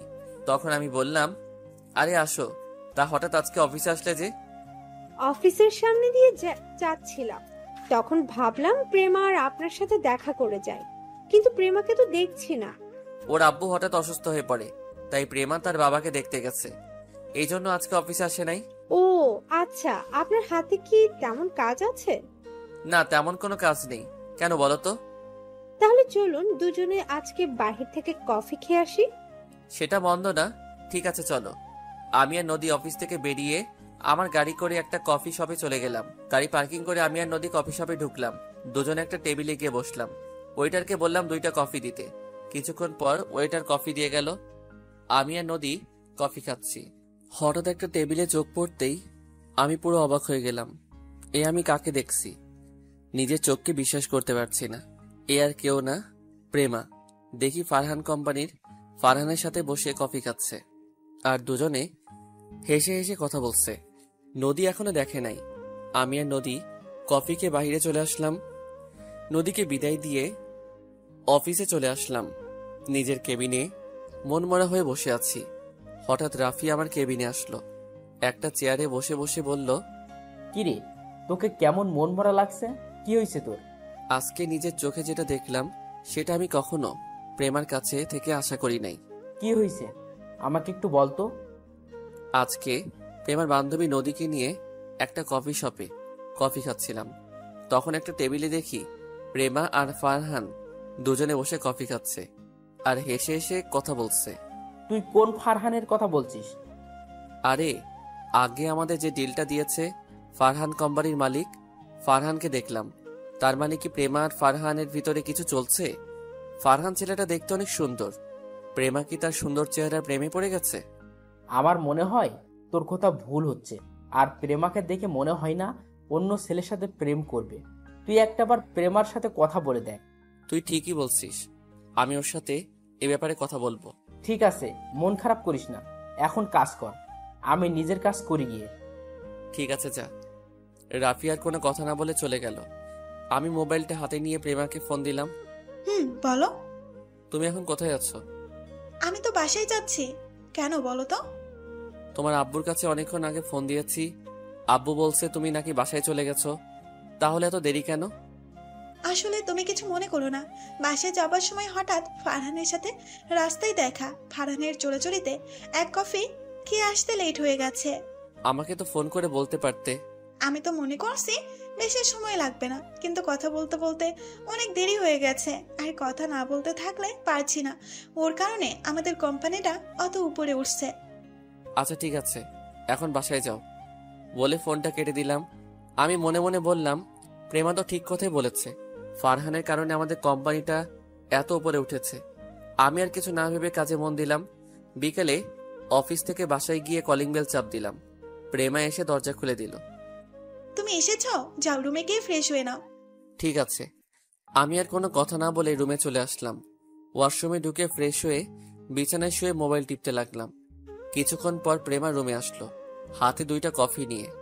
আমার পাশে বসে একটা কফি আমাকে দিল। আমি মোবাইল টিপতে আসছি আর কফি খাচ্ছি। তখন প্রেমা বলল, তুমি আমার উপরে রাগ করে আছো। না, আমি কারো উপর রাগ করে নেই। তাহলে তুমি আমার সাথে কথা বলছো না কেন? আমি তো ফারহানের সাথে কথা বলতে চাইনি। আমি এখন ও ব্যাপারে তোমার সাথে কথা বলছি। আমার এমনি ভালো লাগছে না। তোমার কি শরীর খারাপ? আমার কোলে মাথা দাও, আমি তোমার মাথায় হাত বুলিয়ে দিচ্ছি। না থাক, লাগবে না, এমনি ঠিক হয়ে যাবে। তোমার না লাগলেও আমার লাগবে। বলে আমার মাথাটা প্রেমার কোলে নিয়ে গেল। আমার মাথায় প্রেমা হাত বুলিয়ে দিচ্ছে। আমার কাছে অনেক ভালো লাগছে। পরের দিন সকালে সবাই মিলে নাস্তা করছি, হঠাৎ প্রেমা মাথা ঘুরে পড়ে গেল। আমি প্রেমাকে কোলে নিয়ে দ্রুত গাড়িতে শুয়ে দিয়ে হাসপাতালে নিয়ে আসলাম। আমার আব্বু আম্মু এসেছে। ডাক্তার প্রেমাকে কেবিনের ভিতরে নিয়ে গেল। শ্বশুর শাশুড়িকে ফোন দিয়ে হাসপাতালে আসতে বললাম। কিছুক্ষণ পর শ্বশুর শাশুড়ি হাসপাতালে চলে আসলো। রাসেল, প্রেমার কি হয়েছে? আব্বু চিন্তা করবেন না, হঠাৎ মাথা ঘুরে পড়ে যায়। আমি ওকে দ্রুত হাসপাতালে নিয়ে আসি। ডাক্তার ভিতরে প্রেমাকে দেখছে, এখনো বাহিরে আসে নাই। কিছুক্ষণ পর একজন ডাক্তার বেরিয়ে আসলো। আমি ডাক্তারের কাছে গিয়ে বললাম, ডাক্তার, আমার প্রেমার কি হয়েছে? তখন ডাক্তার হাসতে হাসতে বলল, আর চিন্তার কোনো কারণ নেই, আপনাদের জন্য একটা খুশি সংবাদ আছে। খুশির সংবাদ মানে? মানে হলো আপনি বাবা হতে চলেছেন। এখনই সবাইকে মিষ্টি খাওয়ান। ডাক্তার, আপনি সত্যি বলছেন আমি বাবা হতে চলেছি? তবে ওকে ভারী কাজ করতে দিবেন না, এতে আপনার সন্তানের ক্ষতি হতে পারে। ঠিক আছে ডাক্তার, আমরা কি প্রেমার সাথে দেখা করতে পারি? অবশ্যই, আর আপনারা এখনই তাকে বাসায় নিয়ে যেতে পারেন। ধন্যবাদ ডাক্তার। ডাক্তার আর কোনো কথা না বলে চলে গেল। আমরা সবাই প্রেমার কেবিনে ঢুকলাম। সবাই অনেক খুশি। আব্বু আম্মু, দাদা দাদি হবে, শ্বশুর শাশুড়ি, নানা নানি হবে। আম্মু গিয়ে প্রেমার পাশে বসে বলল, এখন কেমন লাগছে মা? মাথাটা কেমন ঘুরছে। সমস্যা নেই, কিছুক্ষণ পর ঠিক হয়ে যাবে। আরো কিছুক্ষণ কথা বলে প্রেমাকে বাসায় নিয়ে আসলাম। শ্বশুর শাশুড়ি তাদের বাসায় চলে গেল। আমি প্রেমাকে বিছানায় শুয়ে কিছুক্ষণ রেস্ট নিতে বললাম। 2 দিন পর সবাই বসে রাতের খাবার খাচ্ছি। তখন প্রেমা বলল, আব্বু আম্মু, আমি কালকে থেকে অফিসে বসতে চাই। তুমি তো অসুস্থ, তুমি কিভাবে অফিসে কাজ করবে? আমি এখন সুস্থ আছি, আর হতে এখন অনেক দেরি আছে। তুমি কি পারবে অফিসের কাজ করতে? আমি না পারলে তুমি তো আছোই। ঠিক আছে মা, তুমি যা বলবে তাই হবে। আমিও আর কিছু বললাম না। খাবার খেয়ে নিজের রুমে চলে আসলাম। রুমে এসে বিছানায় শুয়ে মোবাইল টিপতে লাগলাম। কিছুক্ষণ পর প্রেমা রুমে আসলো, আমাকে পিছন থেকে জড়িয়ে ধরলো। আচ্ছা প্রেমা, তুই বাচ্চা না হওয়া পর্যন্ত বাসায় থাকলে কি হয়? আমি বাসা থেকে কি করব? আমার বাসায় ভালো লাগে না, আর এখনো তো অনেক দেরি আছে বাচ্চা হতে। ঠিক আছে, এখন শুয়ে পড়ো। তারপর প্রেমা আমাকে জড়িয়ে ধরে শুয়ে পড়লো। এভাবে দেখতে দেখতে 1 মাস চলে গেল। ফারহানের সাথে আমাদের বন্ধুত্ব হয়ে গেছে। কয়দিন পর পর আমাদের অফিসে আসে। আজকে ফারহান প্রেমাকে অফিসের কি কাজের জন্য রেস্টুরেন্টে ডাকছে। আমাকেও বলছে যাওয়ার জন্য, তবে অফিসের কাজের চাপের জন্য আমি যেতে চাইনি। প্রেমা একা গেছে গাড়ি নিয়ে। আমি অফিসে বসে কাজ করতে লাগলাম। এবার একটু ওদিক থেকে ঘুরে আসি। প্রেমা আর ফারহানের মধ্যে কি কথা হচ্ছে। বলো, কি কাজের জন্য ডেকেছো? ফারহান এইবার একটা গোলাপ নিয়ে প্রেমার সামনে হাঁটু গেড়ে বসে বলতে লাগলো, রেস্টুরেন্টে তারা 2 জন এবং রেস্টুরেন্টের লোক ছাড়া কেউ নেই। প্রেমা, আমি তোমাকে প্রথম যেদিন আমার অফিসে দেখি সেদিন থেকেই আমার তোমাকে ভালো লাগে। এরপর আস্তে আস্তে তোমাকে ভালোবেসে ফেলি। প্লিজ তুমি আমাকে ফিরিয়ে দিও না। আমি সত্যি তোমাকে অনেক ভালোবাসি। এটা তুমি কি বলছো? আমি তোমাকে বন্ধু ছাড়া অন্য কিছু কখনো ভাবিনি। আর তুমি জানো আমার স্বামী আছে, আমার পেটে রাসেলের সন্তান। তুমি কি করে এই কথা বলতে পারলে? আমি তোমার কাছে এরকম কথা কখনো আশা করি নাই। আমি জানি তোমার স্বামী আছে, তোমার পেটে রাসেলের সন্তান। তুমি চাইলে রাসেলকে ডিভোর্স দিয়ে দাও, আমি তোমার সন্তানের কোনো ক্ষতি করতে বলবো না। আর ওই রাসেলের কি আছে? আমার সব কিছু আছে। আমি তোমাকে অনেক সুখে রাখবো। তোমাকে আমি অনেক ভালো মনে করছি, কিন্তু তুমি যে এতটা খারাপ তা আমার জানা ছিল না। আমি রাসেলকে নিয়ে অনেক সুখে আছি। আজকে থেকে তুমি আর আমাদের সাথে যোগাযোগ করবে না। আমি চাই না তোমার কারণে আমাদের সংসারে অশান্তির সৃষ্টি হোক।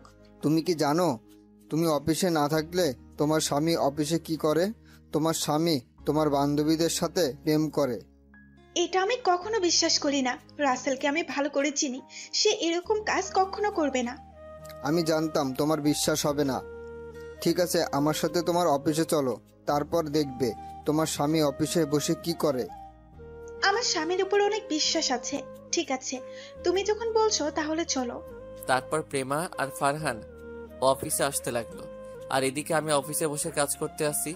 হঠাৎ নদী আমার কেবিনের সামনে এসে বলল, ভিতরে কি আসতে পারি? আরে নদী, তুমি আসো, বসো। নদী ভিতরে ঢুকে একটা চেয়ারে বসলো। কি ব্যাপার, আজকে প্রেমাকে দেখছি যে? প্রেমা কোথায়? প্রেমা অফিসের কাজের জন্য ফারহান কোম্পানির সাথে দেখা করতে গেছে। ও, তা বলো, কি খাবে, চা না কফি? কফি হলে চলবে। আমি পিয়নকে ফোন দিয়ে বললাম 2টা কফি নিয়ে আসতে। কিছুক্ষণ পর পিয়ন কফি নিয়ে আসলো। দুজনে বসে কফি খেতে লাগলাম। রাসেল, তোমার সাথে আমার কিছু কথা আছে। কি কথা বলো? আসলে তোমাকে যেদিন না বুঝে থাপ্পড় মারি, সেদিন থেকে আমার কেমন জানি লাগছে। তোমার সাথে কথা বলতে আমি তোমাকে ভালোবেসে ফেলেছি। এটা তুমি কি বলছো নদী? আমার বিয়ে হয়ে গেছে, আর প্রেমা যদি এটা জানতে পারে তাহলে তোমাকে অফিসে আর আসতে দিবে না এবং তোমার সাথে বন্ধুত্ব নষ্ট করে দিবে। তোমাকে সত্যি আমি অনেক ভালোবেসে ফেলেছি। প্লিজ, তুমি আমাকে ফিরিয়ে দিও না। তুমি প্রেমার বান্ধবী দেখে কিছু করলাম না, তা না হলে এখনই ঘাট ধাক্কা দিয়ে অফিস থেকে বের করে দিতাম। ঠিক আছে, তুমি যখন আমাকে ভালোবাসতে পারবে না, তাহলে আমাকে একটা বার জড়িয়ে ধরবে। প্লিজ, তুমি না করো না। আমি আর কখনো তোমার কাছে ভালোবাসার কথা বলবো না। আমি ভাবলাম জড়িয়ে ধরতে তো বলছে, এর থেকে তো বেশি কিছু বলে নাই। ঠিক আছে, শুধু বন্ধু বলে জড়িয়ে ধরতে বললাম। নদী চেয়ার থেকে উঠে আসলো, আমিও দাঁড়িয়ে গেলাম। আপনাদের একটা কথা বলে রাখি, নদীর কথাগুলো আমার কেমন খটকা লাগলো, তাই আমার মোবাইলের অডিও চালু করে রাখলাম। এতক্ষণ নদী আমার সাথে কি কথা বলছে সব মোবাইলে সেভ করে রাখলাম। নদী আমাকে জড়িয়ে ধরলো। হঠাৎ কেউ একজন হাততালি দিয়ে কেবিনের ভিতরে ঢুকলো। আমি নদীকে ছাড়িয়ে দেখি প্রেমা আর ফারহান আমার কেবিনে। প্রেমা, তুমি কখন আসলে? কেন? আমি আসাতে বুঝি তোদের সমস্যা হয়ে গেছে? প্রেমা, তুমি আমার কথাটা আগে শুনো। কি শুনবো তোর কাছে? আমি তোকে অনেক বিশ্বাস করেছি, কিন্তু তুই শেষ পর্যন্ত আমাকে ধোকা দিলি কেন রে? আমি কি তোকে কম ভালোবাসা দিয়েছি তার জন্য তুই নদীর সাথে কেবিনে বসে রোমান্স করবি? প্রেমা, তুমি আমাকে ভুল ভাবছো, আমাদের মধ্যে কিছুই নেই। আগে আমার কথাটা শোনো। আমি তোর কোনো কথা শুনতে চাই না। তুই একটা ধোঁকাবাজ। তোকে ভালোবেসে বিয়ে করে আমি জীবনের বড় ভুল করেছি। আমি ধোঁকাবাজ না, আমি তোমাকে অনেক ভালোবাসি। এর ফাঁকে ফারহান আর নদী কেবিন থেকে বেরিয়ে চলে গেল। তাহলে এই ছিল তোর ভালোবাসা? লাস্ট পর্যন্ত আমার বান্ধবীর সাথে এরকম করলি? তুই আজকে বাসায় আয়। আমি তোর মতো বেইমানের সাথে আর সংসার করব না। এই বলে প্রেমা কেবিন থেকে বেরিয়ে গেল, আমাকে সত্যটা বলার সুযোগ দিল না। আমি দাঁড়িয়ে না থেকে প্রেমার পিছনে কেবিন থেকে বেরিয়ে আসলাম। অফিস থেকে বেরিয়ে দেখি প্রেমার গাড়ি চলে গেছে। আমি ম্যানেজারের গাড়ি নিয়ে প্রেমার পিছনে যেতে লাগলাম। যেতে যেতে দেখি প্রেমা তাদের বাসায় আসলো। প্রেমা বাড়ির ভিতরে ঢুকে গেল, আমি তার পিছনে বাসার ভিতরে ঢুকলাম। আমার আগে প্রেমা ভিতরে ঢুকে গেল। আমি গাড়ি পার্কিং করে দরজার সামনে দাঁড়িয়ে কলিং বেল চাপ দিলাম। কিছুক্ষণ পর শ্বশুরবাড়ির কাজের লোক দরজা খুলে দিল। আমি ভিতরে ঢুকে দেখি শ্বশুর শাশুড়ি সোফায় বসে কফি খাচ্ছে আর গল্প করছে। আমাকে দেখে শ্বশুর বলল, আরে রাসেল, প্রেমার কি হয়েছে? দেখলাম কান্না করতে করতে রুমে চলে গেল। তোমার সাথে কিছু হয়েছে? আসলে আব্বু, আমাদের মাঝে একটু ভুল বোঝাবুঝি হয়েছে। প্রেমা সত্যটা না জেনে আমাকে ভুল বুঝছে। কি এমন হয়েছে তোমাদের মধ্যে যে প্রেমা তোমাকে ভুল বুঝলো? আমি শ্বশুর শাশুড়িকে অডিওটা শোনালাম। তখন শ্বশুর বলল, আমার মনে হয় নদী তোমাদের সংসার ভাঙতে চেয়েছে। নদী আমাদের সংসার কেন ভাঙবে? আচ্ছা, নদীর সাথে তোমাদের কিছু হয়েছে? একদিন নদীর সাথে আমি অফিসে ধাক্কা খাই। সেদিন নদী আমাকে না চিনে গায়ে হাত তোলে। তখন প্রেমা এটা শুনে নদীকে 2টা থাপ্পড় মারে। তাহলে এটা নদীর সাজানো নাটক। তার থাপ্পড়ের প্রতিশোধ নিতে এমনটা করেছে। আমার মনে হয় তাই হবে। আগে প্রেমার ভুলটা ভেঙে দেই, তা না হলে অন্য কিছু করে বসবে। ঠিক আছে, যাও। আমি আর কোনো কথা না বলে ওপরে প্রেমার রুমের সামনে এসে বললাম, প্রেমা দরজা খুলো। তুমি একটাবার আমার কথাগুলো শোনো।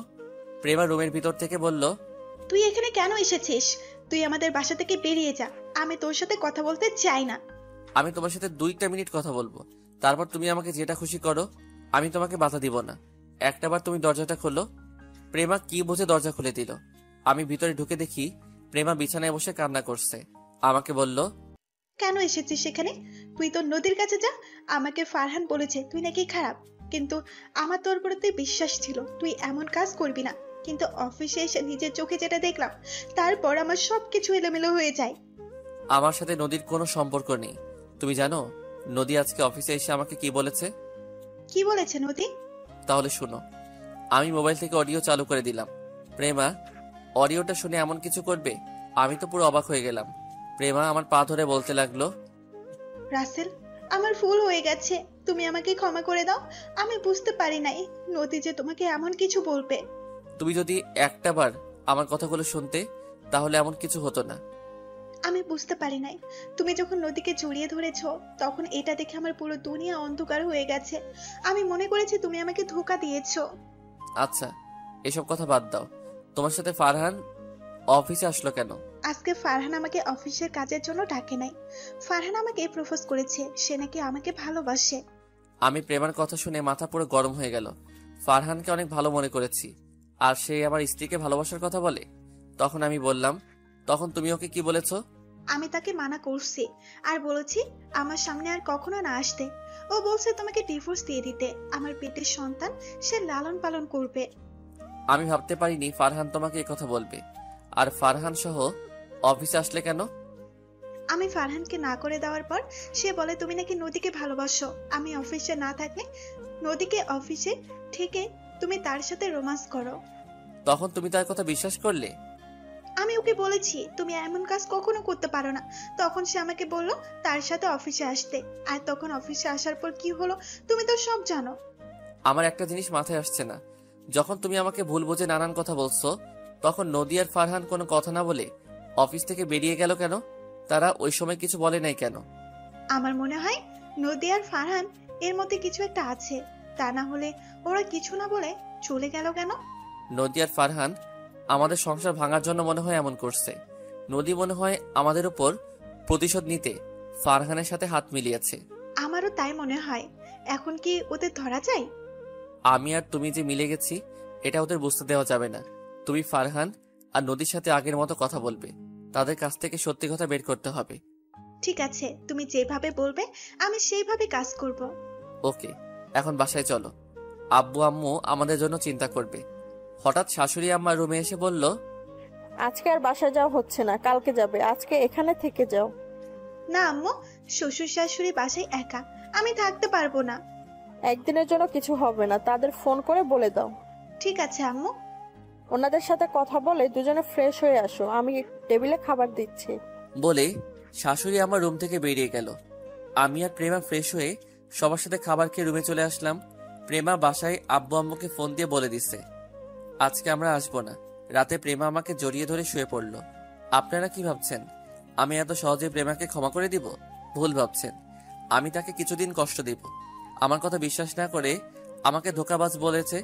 আমি নাকি তার বিশ্বাস রাখতে পারি নাই? আমি একটা বেঈমান। তাকে বুঝিয়ে দিব নিজের আপন মানুষটি এমন কথা বললে কেমন লাগে। আমার কথা পর্যন্ত শুনে নাই, না শুনে আমাকে নানান কথা বলল। পরের দিন সকালে সবার সাথে নাস্তা করে আমি গাড়ি নিয়ে অফিসে চলে আসলাম। প্রেমা পরে আসবে। সবাই আমাকে দেখে অবাক। তারা হয়তো মনে করছে আমাকে অফিস থেকে বের করে দিবে। আসলে গতকাল প্রেমার কথা শুনে অফিসের সবাই দরজার সামনে দাঁড়িয়ে সবকিছু শুনছে। আমি নিজের কেবিনে বসে নদীকে ফোন দিলাম। কি ব্যাপার, তুমি আমাকে ফোন দিলে যে? আমাকে আর তোমাকে তো গতকাল প্রেমা ভুল বুঝছে। সে বলেছে আমাকে ডিভোর্স দিয়ে দিবে। এখন আমি কি করব বলো? তাহলে তুমি আমাকে বিয়ে করে নাও, আমি প্রেমের থেকে তোমাকে অনেক বেশি ভালোবাসা দিব। কিন্তু তোমার আব্বু আম্মু কি আমাকে মেনে নিবে? আমার যদি আগে একটা বিয়ের কথা শুনে। সেটা নিয়ে তোমাকে চিন্তা করতে হবে না, আমি সবকিছু মানিয়ে নিব। ঠিক আছে, তুই সন্ধ্যায় আমার সাথে একটু কফি শপে দেখা করতে পারবে? ওকে, পারবো। তুমি অফিস থেকে বেরিয়ে এসে আমাকে ফোন দিও। ঠিক আছে, বাই। এই বলে ফোন কেটে দিলাম। তারপর নিজের কাজগুলো করতে লাগলাম। আর ওদিকে প্রেমা বাসা থেকে ফারহানকে কল দিল। তখন ফারহান ফোন রিসিভ করে বলল, আমি জানতাম তুমি আমাকে ফোন দিবে। তা বলো, কেন ফোন দিয়েছো? তুমি কি সত্যি আমাকে বিয়ে করবে, নাকি রাসেলের মতো আমাকে ধোকা দিবে? তুমি আমার উপর বিশ্বাস রাখতে পারো, আমি কখনোই তোমাকে ধোকা দিব না। ঠিক আছে, আমি রাসেলকে ডিভোর্স দিয়ে তোমাকে বিয়ে করব, তবে এখন নয়, আমার সন্তান হওয়ার পর। ফারহান মনে মনে বলতে লাগলো, আমি তোকে কিছুদিন ভোগ করব, তারপর এমনি তোকে ছেড়ে দিব। আমি তো নদীকে ভালোবাসি, তোদের সংসার ভাঙার জন্য এত কিছু করছি, তোর সাহস কি করে হলো আমার ভালোবাসা নদীর গায়ে হাত তোলার? তখন ফারহান বলল, ঠিক আছে, তুমি যা বলবে তাই হবে। আর প্রেমা মনে মনে বলতে লাগলো, তুই ভাবলি কেমন করে আমি রাসেলকে ডিভোর্স দিব? তোর কাছ থেকে সব সত্যি বাহির করে ছাড়বো। ওকে, ঠিক আছে, এখন অফিসে গিয়েই ওই রাসেলকে অফিস থেকে বের করে দিব। আমি তো তোমাকে আগেই বলেছি রাসেল ছেলেটা ভালো না, তুমি আমার কথা বিশ্বাস করলে না। আজকে ওকে সবার সামনে অপমান করে অফিস থেকে বের করে দিবে। ঠিক আছে, বাই। এই বলে প্রেমা ফোন কেটে দিল। মনে মনে বলল, কুত্তার বাচ্চা, তোর সাহস কি করে হয় আমার স্বামীকে অপমান করে বের করে দিতে বললি? রাসেল আমার জান। এসব কিছু ভাবতে ভাবতে গাড়ি নিয়ে অফিসে চলে আসলো, আর আমি অফিসে কাজ করতে লাগলাম। প্রেমা আমার কেবিনে সোজা আসলো, একটা চেয়ারে বসে বলল, আমি ফারহানের সাথে কথা বলেছি। তো কি কথা বলেছো? তারপর আমাকে সব খুলে বলল। ওকে, এখন অফিসের সবার সামনে দিয়ে আমাকে অফিস থেকে বের করে দাও, আমি কিছুদিন অন্য জায়গায় থাকবো। কিন্তু তোমাকে ছাড়া আমি থাকবো কেমন করে? আরে আমাদের তো ফোনে কথা হবে, আর এই ফারহানা নদীকে উচিত শিক্ষা না দিলে আমার মন কখনো শান্ত হবে না। আমি ওদের তিলে দিলে কষ্ট দিব, আমাদের সুখী সংসার ভাঙতে আসে। ঠিক আছে, এখন তুমি তৈরি হয়ে নাও। আমি প্রেমার কথা মতো নিজেকে ঠিক করে নিলাম। তারপর প্রেমা আমাকে কেবিন থেকে বের করে সবার সামনে বলল, তোকে অফিসে আসতে কে বলেছে? তোর মতো ছেলেকে আমি বিয়ে করে অনেক বড় ভুল করেছি। তুই এক্ষুনি অফিস থেকে বেরিয়ে যা, আমি সময় মতো তোর ডিভোর্স পেপার পাঠিয়ে দেব। প্রেমা, আমার ভুল হয়ে গেছে, আমাকে তুমি মাফ করে দাও, আর জীবনে এমন কাজ কখনো করব না। আমাকে আর একটা বার সুযোগ দাও।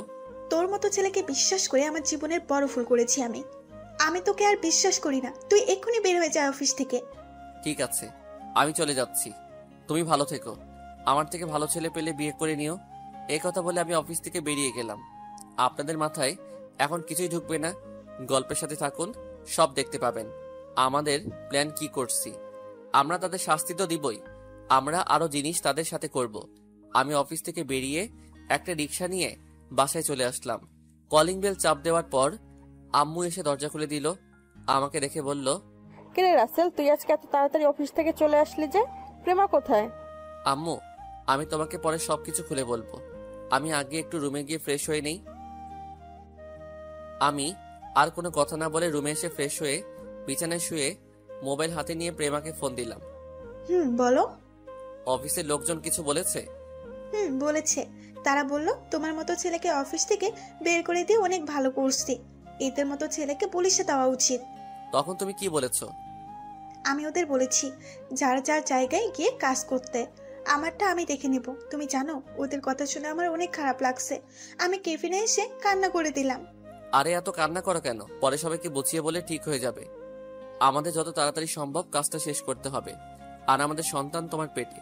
2-3 মাস পর থেকে তো আর তুমি অফিসে আসতে পারবে না। ঠিক বলেছ। আচ্ছা, এখন রাখি, ফারহান ফোন দিয়েছে। ওকে, ঠিক আছে, আর আমি যেভাবে বলছি সেভাবে কথা বলে যাবে। আমি সন্ধ্যায় নদীর সাথে দেখা করব। ওকে, ঠিক আছে, আল্লাহ হাফেজ। আল্লাহ হাফেজ বলে ফোনটা কেটে দিলাম। দুপুরে আব্বু আম্মুর সাথে বসে খাবার খেতে লাগলাম। তখন আব্বু বলল, কিরে, তুই বাসায়? প্রেমা কোথায়? আসলে আব্বু, প্রেমা 1 মাসের মতো বাসায় আসবে না। কেন, কি হয়েছে ওর? তারপর আব্বু আম্মুকে সবকিছু খুলে বললাম। তবে তুই সবসময় প্রেমাকে চোখে চোখে রাখবি, ওই ছেলে যেন প্রেমার কিছু করতে না পারে। সেটা নিয়ে তোমাদের চিন্তা করতে হবে না, আমি প্রেমার পিছনে সবসময় লোক লাগিয়ে রাখবো। ঠিক আছে, এখন খাবার খেয়ে নেয়। আমি খাবার খেয়ে রুমে চলে আসলাম। সন্ধ্যায় আব্বু আম্মুকে বলে বাসা থেকে বেরিয়ে একটা রিক্সা নিয়ে রেস্টুরেন্টের সামনে চলে আসলাম। এবার আপনাদের একটা কথা বলি, নদীর সাথে বন্ধুত্ব করার পরে নদী আমাকে ভালোবেসে ফেলে। আপনারা হয়তো বলবেন আমি জানতাম কেমন করে। আসলে নদী রাইসার বিয়ের সময় একটা মেয়ের সাথে কথা বলতে শুনেছি। আমি তখন এটা ওটা জায়গায় নিয়ে সাজাতে গেলে তাদের কথাগুলো শুনতে পাই। নদীর সাথে মেয়েটা নদীকে বলেছে ওর তো স্ত্রী আছে, দেখে মনে হচ্ছে দুজন দুজনকে পাগলের মতো ভালোবাসে, তুই তাকে কিভাবে মনের কথা বলবি? তখন নদী বলল, আমি আগের প্রেমার চোখে রাসেলকে খারাপ বানাবো, তারপর রাসেলকে আপন করে নিব। তখন ওই মেয়েটা বলল, তুই কিভাবে রাসেলকে প্রেমার চোখে খারাপ বানাবি? তখন নদী বলল, সেটা সময় হলে জানতে পারবি। আরো অনেক কাহিনী আছে, সাথে থাকেন, দেখতে পাবেন। এখনো আপনাদের মাথায় কিছুই ঢুকবে না। আমি রেস্টুরেন্টের ভিতরে ঢুকে একটা টেবিলের সামনে গিয়ে চেয়ার টেনে বসলাম। কিছুক্ষণ পর নদী আসলো, আমার সামনে চেয়ারে বসে বলল, বলো, কেন ডেকেছো? তোমার জন্য তো প্রেমা আমাকে ভুল বোঝাচ্ছে, আমাকে আজকে অফিস থেকে বের করে দিছে। এখন আমি কি করব? সমস্যা নেই, তুমি আমাদের অফিসে কাজ করো, দুজনে মিলে অফিসটা চালাবো। তোমার আব্বু কিছু বলবে না? আমার উপরে আব্বু কখনো কথা বলে না। আজকে তোমাকে আমি একটা সত্যি কথা বলি। আসলে আমি তোমাকে আগে থেকেই ভালোবাসি, কিন্তু প্রেমার কারণে বলতে পারি না। প্রেমা সারাক্ষণ আমাকে প্যারার উপরে রাখে।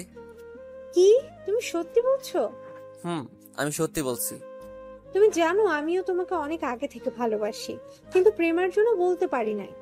আসলে প্রেমাকে আমার একটু ভালো লাগে না, ওর থেকে মুক্তি পেয়ে অনেক ভালো লাগছে। প্রেমার আগে যদি তোমাকে দেখতাম তাহলে তোমাকে বিয়ে করতাম। তাহলে আমার কাজটা করা ঠিক হয়েছে। মানে কি কাজ? আরে, তোমাকে জড়িয়ে ধরা, তা না হলে তো প্রেমা তোমাকে ছেড়ে দিত না। একদম ঠিক কাজ করেছো। এখন আমি তোমাকে বিয়ে করে নিব। ঠিক আছে, আমি আব্বু আম্মুর সাথে কথা বলবো। এখন বলো না, আগে তোমার অফিসে কাজ করি এক মাসের মতো, তোমার বাবার মন জয় করি, তাহলে তোমার আব্বু বিয়েতে রাজি হবে। ঠিক বলেছো, তুমি কালকে আমাদের অফিসে চলে এসো। আচ্ছা ঠিক আছে। তারপর আরো কিছুক্ষণ কথা বলে রেস্টুরেন্ট থেকে বেরিয়ে নদীকে বিদায় দিয়ে আমার এক বড় ভাইয়ের কাছে গেলাম। তিনি সবসময় ভালো কাজ করে। আরে রাসেল, তুমি হঠাৎ আমার এখানে? ভাইয়া, আমার কয়জন লোক লাগবে আমার স্ত্রীকে চোখে চোখে রাখার জন্য। কেন, তোমার পিছনে কেউ লাগছে? আমাকে শুধু একবার বলো, একবারে উচিত শিক্ষা দিয়ে দেব। আসলে ভাইয়া তেমন কিছু না। তারপর ভাইয়াকে সবকিছু খুলে বললাম। সমস্যা নেই, আমার লোক সব সময় তোমার বইয়ের পিছনে থাকবে। ভাইয়া, তোমাকে কত দিতে হবে? একটা থাপ্পড় দিব। তুই ভাবলি কি করে আমি তোর কাছ থেকে টাকা নিব? তুই না থাকলে আমি এতক্ষণ উপরে থাকতাম। ঠিক আছে ভাইয়া, আমি ঠিকানা দিয়ে যাচ্ছি, সকালে বলবেন এই বাসার সামনে চলে যেতে। আমার বউ লোক দেখে চিনে ফেলবে, কিন্তু ফারহান যেন বুঝতে না পারে। সমস্যা নেই, তুই এখন বাসায় চলে যা, সকালে আমার লোক তোর বইয়ের বাসার সামনে চলে যাবে। ধন্যবাদ ভাইয়া, আমি এখন আসি। এই বলে ভাইয়ার ওখান থেকে চলে আসলাম। আসলে আমি একদিন অফিস থেকে আসার সময় রাস্তায় দেখি ভাইয়াকে কিছু ছেলে মারতে আসছে। তখন আমি ওখানে ছুটে গেলাম। আমি ওদের সবাইকে মারতে লাগলাম। ছেলেগুলো মার খেয়ে দৌড় দিয়ে পালালো। সেই থেকে ভাইয়ার সাথে পরিচয়। রাতে সবার সাথে খাবার খেয়ে রুমে এসে বিছানায় শুয়ে মোবাইল হাতে নিয়ে দেখি প্রেমা অনেকগুলো ফোন দিচ্ছে। তাই ফোন ব্যাক করলাম। বলো, এত ফোন দিছো কেন? তুমি এতক্ষণ কোথায় ছিলে? আমি কতগুলো ফোন দিছি। আসলে আমি খাবার খাচ্ছিলাম, মোবাইলটা রুমে ছিল। ও, তা এখন কি করো? এই তো রুমে এসে বিছানায় শুয়ে তোমার সাথে কথা বলছি। তুমি কি করো? খাবার খেয়ে রুমে এসে তোমাকে ফোন দিচ্ছি, কিন্তু তুমি ফোন রিসিভ করো নাই। আমার একা একা ঘুমাতে ভালো লাগছে না, তুমি একটু আসবে? এখন তোমার বাসায় গেলে তোমার আব্বু আম্মু কি বলবে? আরে আব্বু আম্মু তো ঘুমিয়ে গেছে মনে হয়। তুমি প্লিজ আসো, তোমাকে ছাড়া আমার ঘুম আসছে না। ঠিক আছে, আসছি বলে ফোন কেটে দিলাম। আমি বিছানা থেকে নেমে একটা জামা গায়ে দিয়ে বাইকটা নিয়ে শ্বশুর বাড়িতে চলে আসলাম। দারোয়ান আমাকে দেখে বলল, আরে রাসেল বাবা, তুমি এত রাতে আসলে যে? আসলে চাচা, প্রেমার সাথে দেখা করতে এসেছি, ওকে না দেখে থাকতে পারি না। ঠিক আছে যাও। তবে চাচা, শ্বশুর বাড়িতে যেন এটা কখনো জানতে না পারে। সমস্যা নেই, কেউ জানবে না। ধন্যবাদ চাচা, আর এই 1000 টাকা রাখুন। লাগবে না বাবা, এমনি তুমি আমাকে অনেক টাকা দিয়েছো। আরে রাখুন চাচা, মনে করেন আপনার ছেলে দিয়েছে। চাচা টাকাটা রাখলো। তারপর আমি দরজার সামনে এসে প্রেমাকে ফোন দিয়ে বললাম দরজা খোলার জন্য। কিছুক্ষণ পর প্রেমা এসে দরজা খুলে দিল। আমার হাত ধরে ভিতরে ঢুকিয়ে দরজা লাগিয়ে রুমে নিয়ে আসলো। তারপর এমন কিছু করবে সেটা আমি কখনো ভাবিনি। প্রেমা আমাকে রুমে ঢুকিয়ে জড়িয়ে ধরে ঠোঁটের সাথে ঠোঁট লাগিয়ে দিল। দুজন দুজনকে জড়িয়ে ধরে কিস করতে লাগলাম। প্রায় 5 মিনিট পর ছেড়ে দিলাম। তোমাকে ছাড়া ঘুম আসছে না, এখন আমাকে জড়িয়ে ধরে শুয়ে পড়ো। আরে তোমার আব্বু আম্মু আমাকে দেখলে কি বলবে? সমস্যা নেই, আমি তোমাকে সকালে ভোরে ঘুম থেকে জাগিয়ে দেব। ঠিক আছে, এখন বলো, ফারহানের সাথে আর কথা হয়েছে? হয়েছে, আমি অফিস থেকে ওকে ফোন দিয়ে বলেছি তোমাকে অফিস থেকে বের করে দিছি, কয়েকদিন পর ডিভোর্স পেপার পাঠিয়ে দেব। তখন ফারহান কি বলল? সে বলছে আমি অনেক ভালো করেছি তোমাকে বের করে দিয়ে, এখন আমাকে বিয়ে করে নতুন করে সংসার শুরু করবে। ওকে ভালো করে বিয়ে করাবো, ওকে উচিত শিক্ষা না দেওয়া পর্যন্ত আমার মন শান্তি হবে না। নদীর সাথে তোমার কি কথা হয়েছে? তারপর সবকিছু খুলে বললাম। তাহলে তো ভালোই। তুমি যদি গতকাল রাতে আমাকে ওই কথাগুলো না বলতে, তাহলে আমি এইসব ব্যাপারে জানতাম না। ফারহান ছেলেটাকে অনেক ভালো মনে করছি। আর তোমাকে কালকে থেকে কিছু লোক ফলো করবে তোমার নিরাপত্তার জন্য। ফারহান যাতে কিছুই বুঝতে না পারে, ওকে তোমার শরীরে টাচ করতে দিবে না কখনো। আমি ভুলেও ওকে আমার হাত ধরতে দিব না। আমি বলবো যা হবে বিয়ের পর। ঠিক আছে, এখন ঘুমিয়ে পড়ো। তারপর প্রেমা আমাকে জড়িয়ে ধরে শুয়ে পড়লো। দেখতে দেখতে 10টা দিন চলে গেল। এখন আমি নদীদের অফিসে কাজ করি। নদীর আব্বু আমার কাজ দেখে অনেক খুশি হয়েছে আর আমার বিয়ের কথা জেনে গেছে। আমি বলছি আরো কিছুদিন পরে ডিভোর্স দিয়ে দিব প্রেমাকে। তিনি মেয়ের সুখের কথা ভেবে রাজি হয়ে গেল। নদী আমাকে জড়িয়ে ধরতে আসলে আমি তাকে বলি বিয়ের পর সবকিছু করতে, তাই নদী আর জোর করে না। আর ওদিকে প্রেমা ফারহানের সাথে আমার কথা মতো কাজ করে যাচ্ছে। লোকগুলো সবসময় প্রেমার আশেপাশে থাকে। প্রেমার সাথে প্রতিদিন রাতে ফোনে কথা হয়। দেখতে দেখতে আরো 1 মাস চলে গেছে। আমাদের কাজ সব হাতের মুঠোয় নিয়ে আসছি। সবকিছু কিছুক্ষণ পর জানতে পারবেন।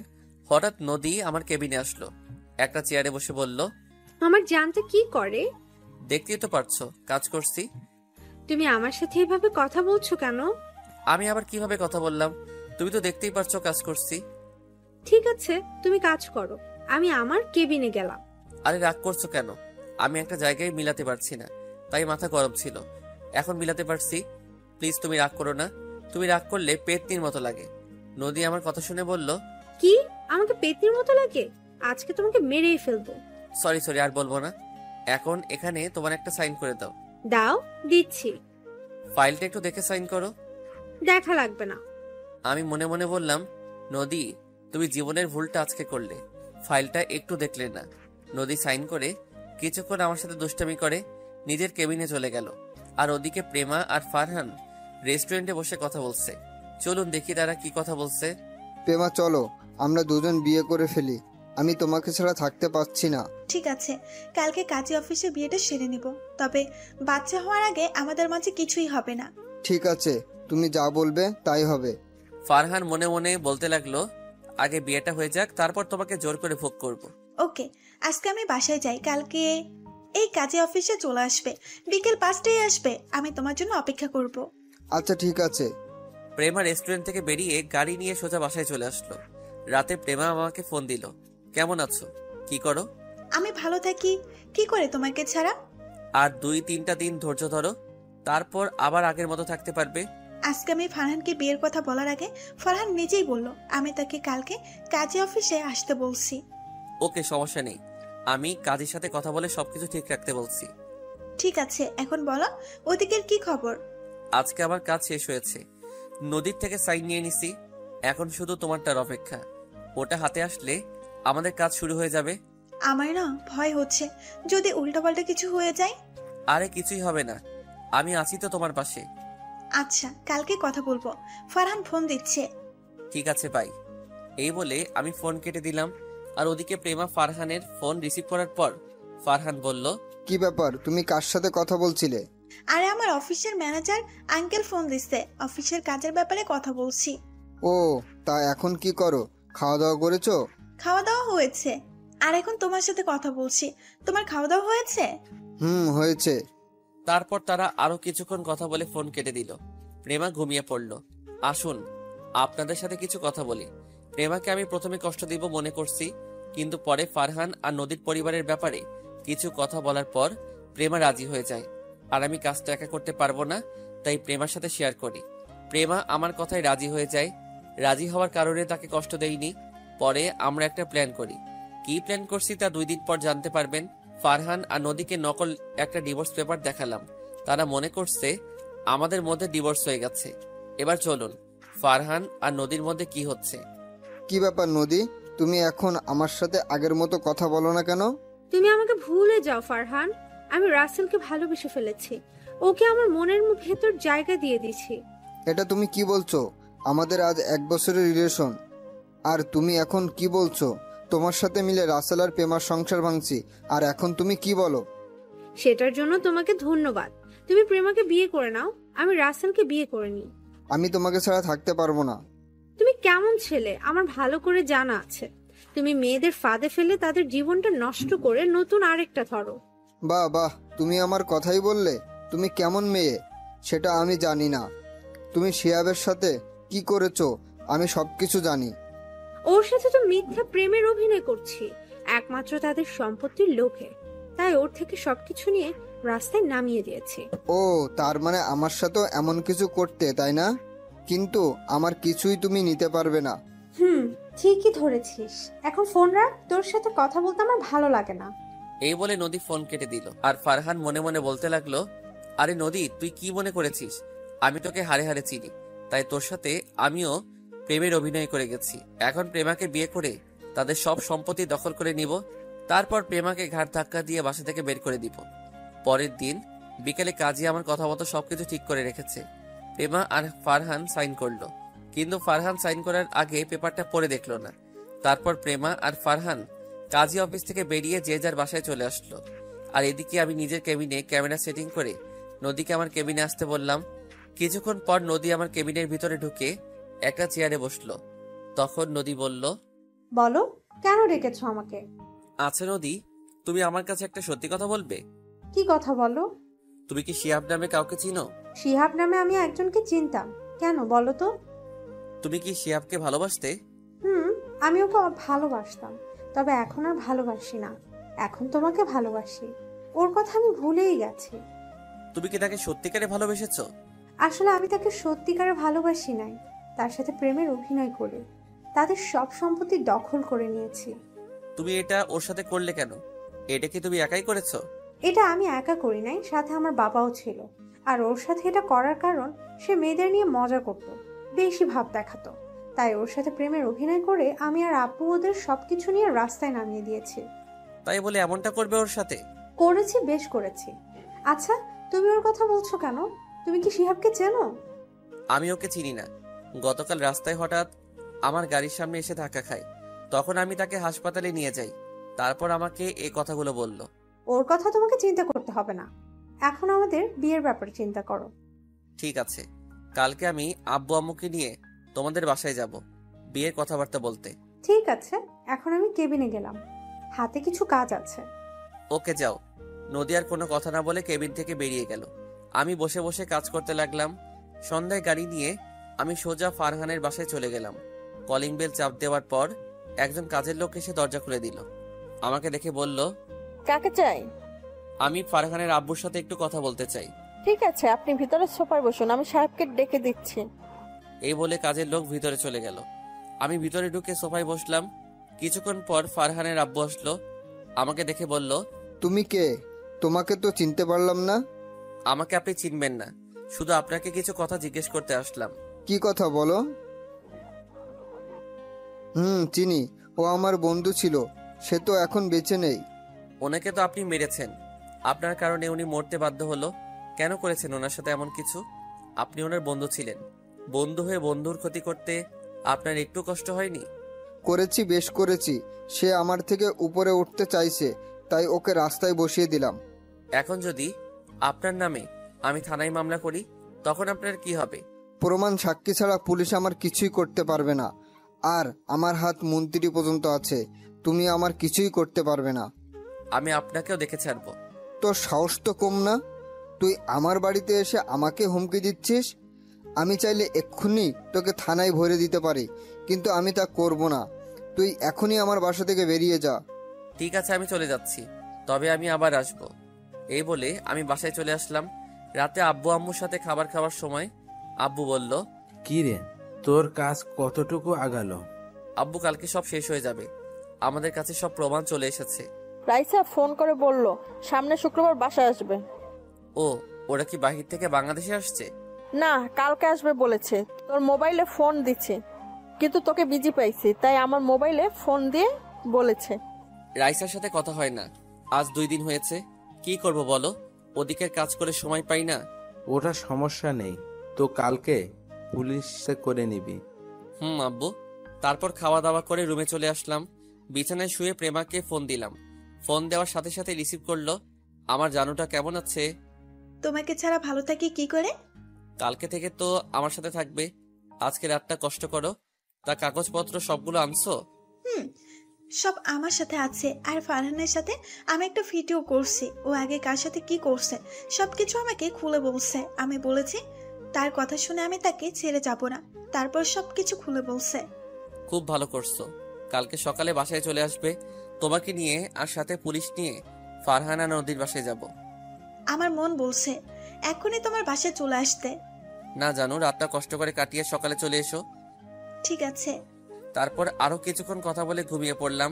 সকালবেলা ঘুম থেকে উঠতে বুকটা কেমন ভারী লাগছে। চোখ খুলে দেখি যাকে দেখলাম তাকে দেখে তো অবাক হয়ে গেলাম। ঠিকই ধরেছেন, প্রেমা। আমি উঠতেই প্রেমার ঘুম ভেঙে গেল। তখন আমি তাকে বললাম, প্রেমা তুমি কখন আসলে? আমি সকালে ভোরে চলে এসেছি, তোমাকে ছাড়া ভালো লাগছে না তাই চলে আসলাম। ঠিক আছে, এখন উঠো, আমি ফ্রেশ হব। আর একটু থাকো না, অনেকদিন পর তোমাকে জড়িয়ে ধরলাম। ঠিক আছে থাকো। এখন বলো, আব্বু আম্মু কি জানে তুমি বাসায় এসেছো? আম্মু তো দরজা খুলে দিল। তোমার আব্বু আম্মু জানে তুমি আমার কাছে আসবে? তারা কেউ জানে না, শুধু দারোয়ান চাচা জানে। ও। প্রেমা আমাকে কিছুক্ষণ জড়িয়ে ধরার পর দুজনে ফ্রেশ হয়ে সবার সাথে নাস্তা করে বেরিয়ে পড়লাম থানার উদ্দেশ্যে। থানায় এসে একজনের কেবিনের ভিতরে ঢুকে গেলাম। ওসি সাহেব, আপনার সাথে কিছু কথা ছিল। আপনি আপনার বউকে কেমন আদর করেন? ওসি আমার দিকে তাকিয়ে বলল, ওই হারামি, ভাবির সামনে এমন বলতে লজ্জা করে না? তুই তো জানিস আমার লজ্জা নেই। চুপ হারামি। ভাবি কেমন আছেন? আমি ভালো আছি, তুমি কেমন আছো? আমিও ভালো আছি। তো বলুন কি খাবেন? আমরা কিছু খাবো না। এ কথা বললে তো হবে না। আপনি এই প্রথম আমার থানায় আসলেন, একটা কিছু তো খেতে হবে। শুধু কফি হলে চলবে? তারপর রকি একজন কনস্টেবলকে বলল 3টা কফি নিয়ে আসতে। কিছুক্ষণ পর কনস্টেবল কফি নিয়ে আসলো। 3জনই কফি খেয়ে বেরিয়ে পড়লাম। সাথে আরো কিছু পুলিশ নিয়ে বের হলাম। রকি হচ্ছে আমার কলেজ ফ্রেন্ড। কিছুদিন আগে সে ওসির পদ পেয়েছে। তার সাথে মাঝে মাঝে যোগাযোগ হতো। এবার যেতে যেতে আসল ঘটনা আপনাদের খুলে বলি। একদিন আমি অফিস থেকে বেরিয়ে এসে বাসায় যাওয়ার সময় রাস্তার পাশে একটা ছেলেকে দেখে গাড়ি দাঁড় করাই। আমি ছেলেটাকে দেখি মাথা নিচু করে বসে আছে। তখন আমি তাকে বললাম, কি হয়েছে তোমার? তুমি এভাবে মাথা নিচু করে বসে আছো কেন? ছেলেটা মাথা ওটার সাথে সাথে আমাকে দেখে বলল, আরে রাসেল, তুই? তোর সাথে অনেকদিন পরে দেখা। আমার কথা বাদ দেও, কিন্তু তুই এখানে এভাবে বসে আছিস কেন? এটা আমার কপালে লেখা ছিল। কি হয়েছে আমাকে খুলে বল। তোর জামা কাপড়ের এই অবস্থা কেন? তাহলে শোন, আমি নদী নামে একটা মেয়েকে ভালোবাসতাম। মেয়েটা আমার সাথে প্রেমের অভিনয় করে, আমাদের সব সম্পত্তি দখল করে নেয়। আমি তাকে অনেক বিশ্বাস করেছিলাম, কিন্তু সে আমার সাথে এমন কিছু করবে আমি কখনো ভাবিনি। এটা তোর পাপের ফল। তোর যে সময় সবকিছু ছিল তখন তুই মানুষের সাথে কেমন আচরণ করতি, সেজন্য আল্লাহ তোর সাথে এমন করছে। এখন বল, তোর আব্বু আম্মু কোথায়? আমার বাবার বন্ধু জাহিদ খান আব্বুর অফিস নিজের নামে করে নেওয়ার পর আব্বু হার্ট অ্যাটাক করে মারা যায়। এরপর শেষ সম্বল ছিল আমাদের বাড়িটা। এটা নদী এবং তার বাবা মিলে আমার থেকে দখল করে নেয়, কারণ বাড়িটা আমার নামে ছিল। কিছুদিন পর আমার আব্বু অফিসটা আমার নামে করে দিলেও কিন্তু তার আগে জাহিদ হাসান আমার আব্বুর থেকে নিয়ে যায়। সবকিছু হারিয়ে এখন কি করছিস? একটা ছোট বাসা ভাড়া নিয়ে আম্মু আর থাকতাম। তারপর একটা অফিসে চাকরি নিই, কিন্তু সেই জায়গায় নদী আমার নামে নানান কথা বলে বসের সাথে। তারপর আমাকে অফিস থেকে বের করে দেয়। চাকরির জন্য অনেক জায়গায় ঘুরছি, কিন্তু কোথাও চাকরি পাইনি। নিজেকে শেষ করে দিতে মন চেয়েছে, কিন্তু আম্মুর কথা চিন্তা করে পারলাম না। পরে এই রাস্তার কাগজ বোতল এগুলো টোকাই, বিক্রয় করে কোনো রকম চলি। এখন আম্মু অনেক সুস্থ।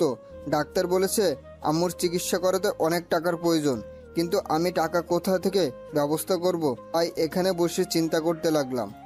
এখন দেখছিস, যে সময় তোর সবকিছু ছিল তখন গরিবদের মানুষ মনে করতি না, আর এখন সবকিছু হারিয়ে রাস্তায় বোতল কাগজ কুড়িয়ে চলতে হয়। ঠিকই বলেছিস। তোকে দেখে মনে হচ্ছে অনেক টাকা পয়সার মালিক হয়ে গেছিস। আমাকে কিছু টাকা দিবি আর একটা চাকরির ব্যবস্থা করে দিবি। আমি চাকরি করে তোর টাকা সব শোধ করে দিব। ঠিক আছে, তুই আমার গাড়িতে ওঠ। আগে তোর আম্মুকে হাসপাতালে নিয়ে যাই, তারপর তোর ব্যবস্থা করব। তারপর শিয়াবকে গাড়িতে উঠিয়ে তার ভাড়া বাসায় চলে গেলাম। বাসায় এসে দেখি শিয়াবের আম্মু কেমন করে শুয়ে আছে। আমি দেখে অনেক মায়া লাগলো। তারপর আমি আর শিহাব ওর আম্মুকে গাড়িতে উঠিয়ে হাসপাতালে ভর্তি করিয়ে দিলাম।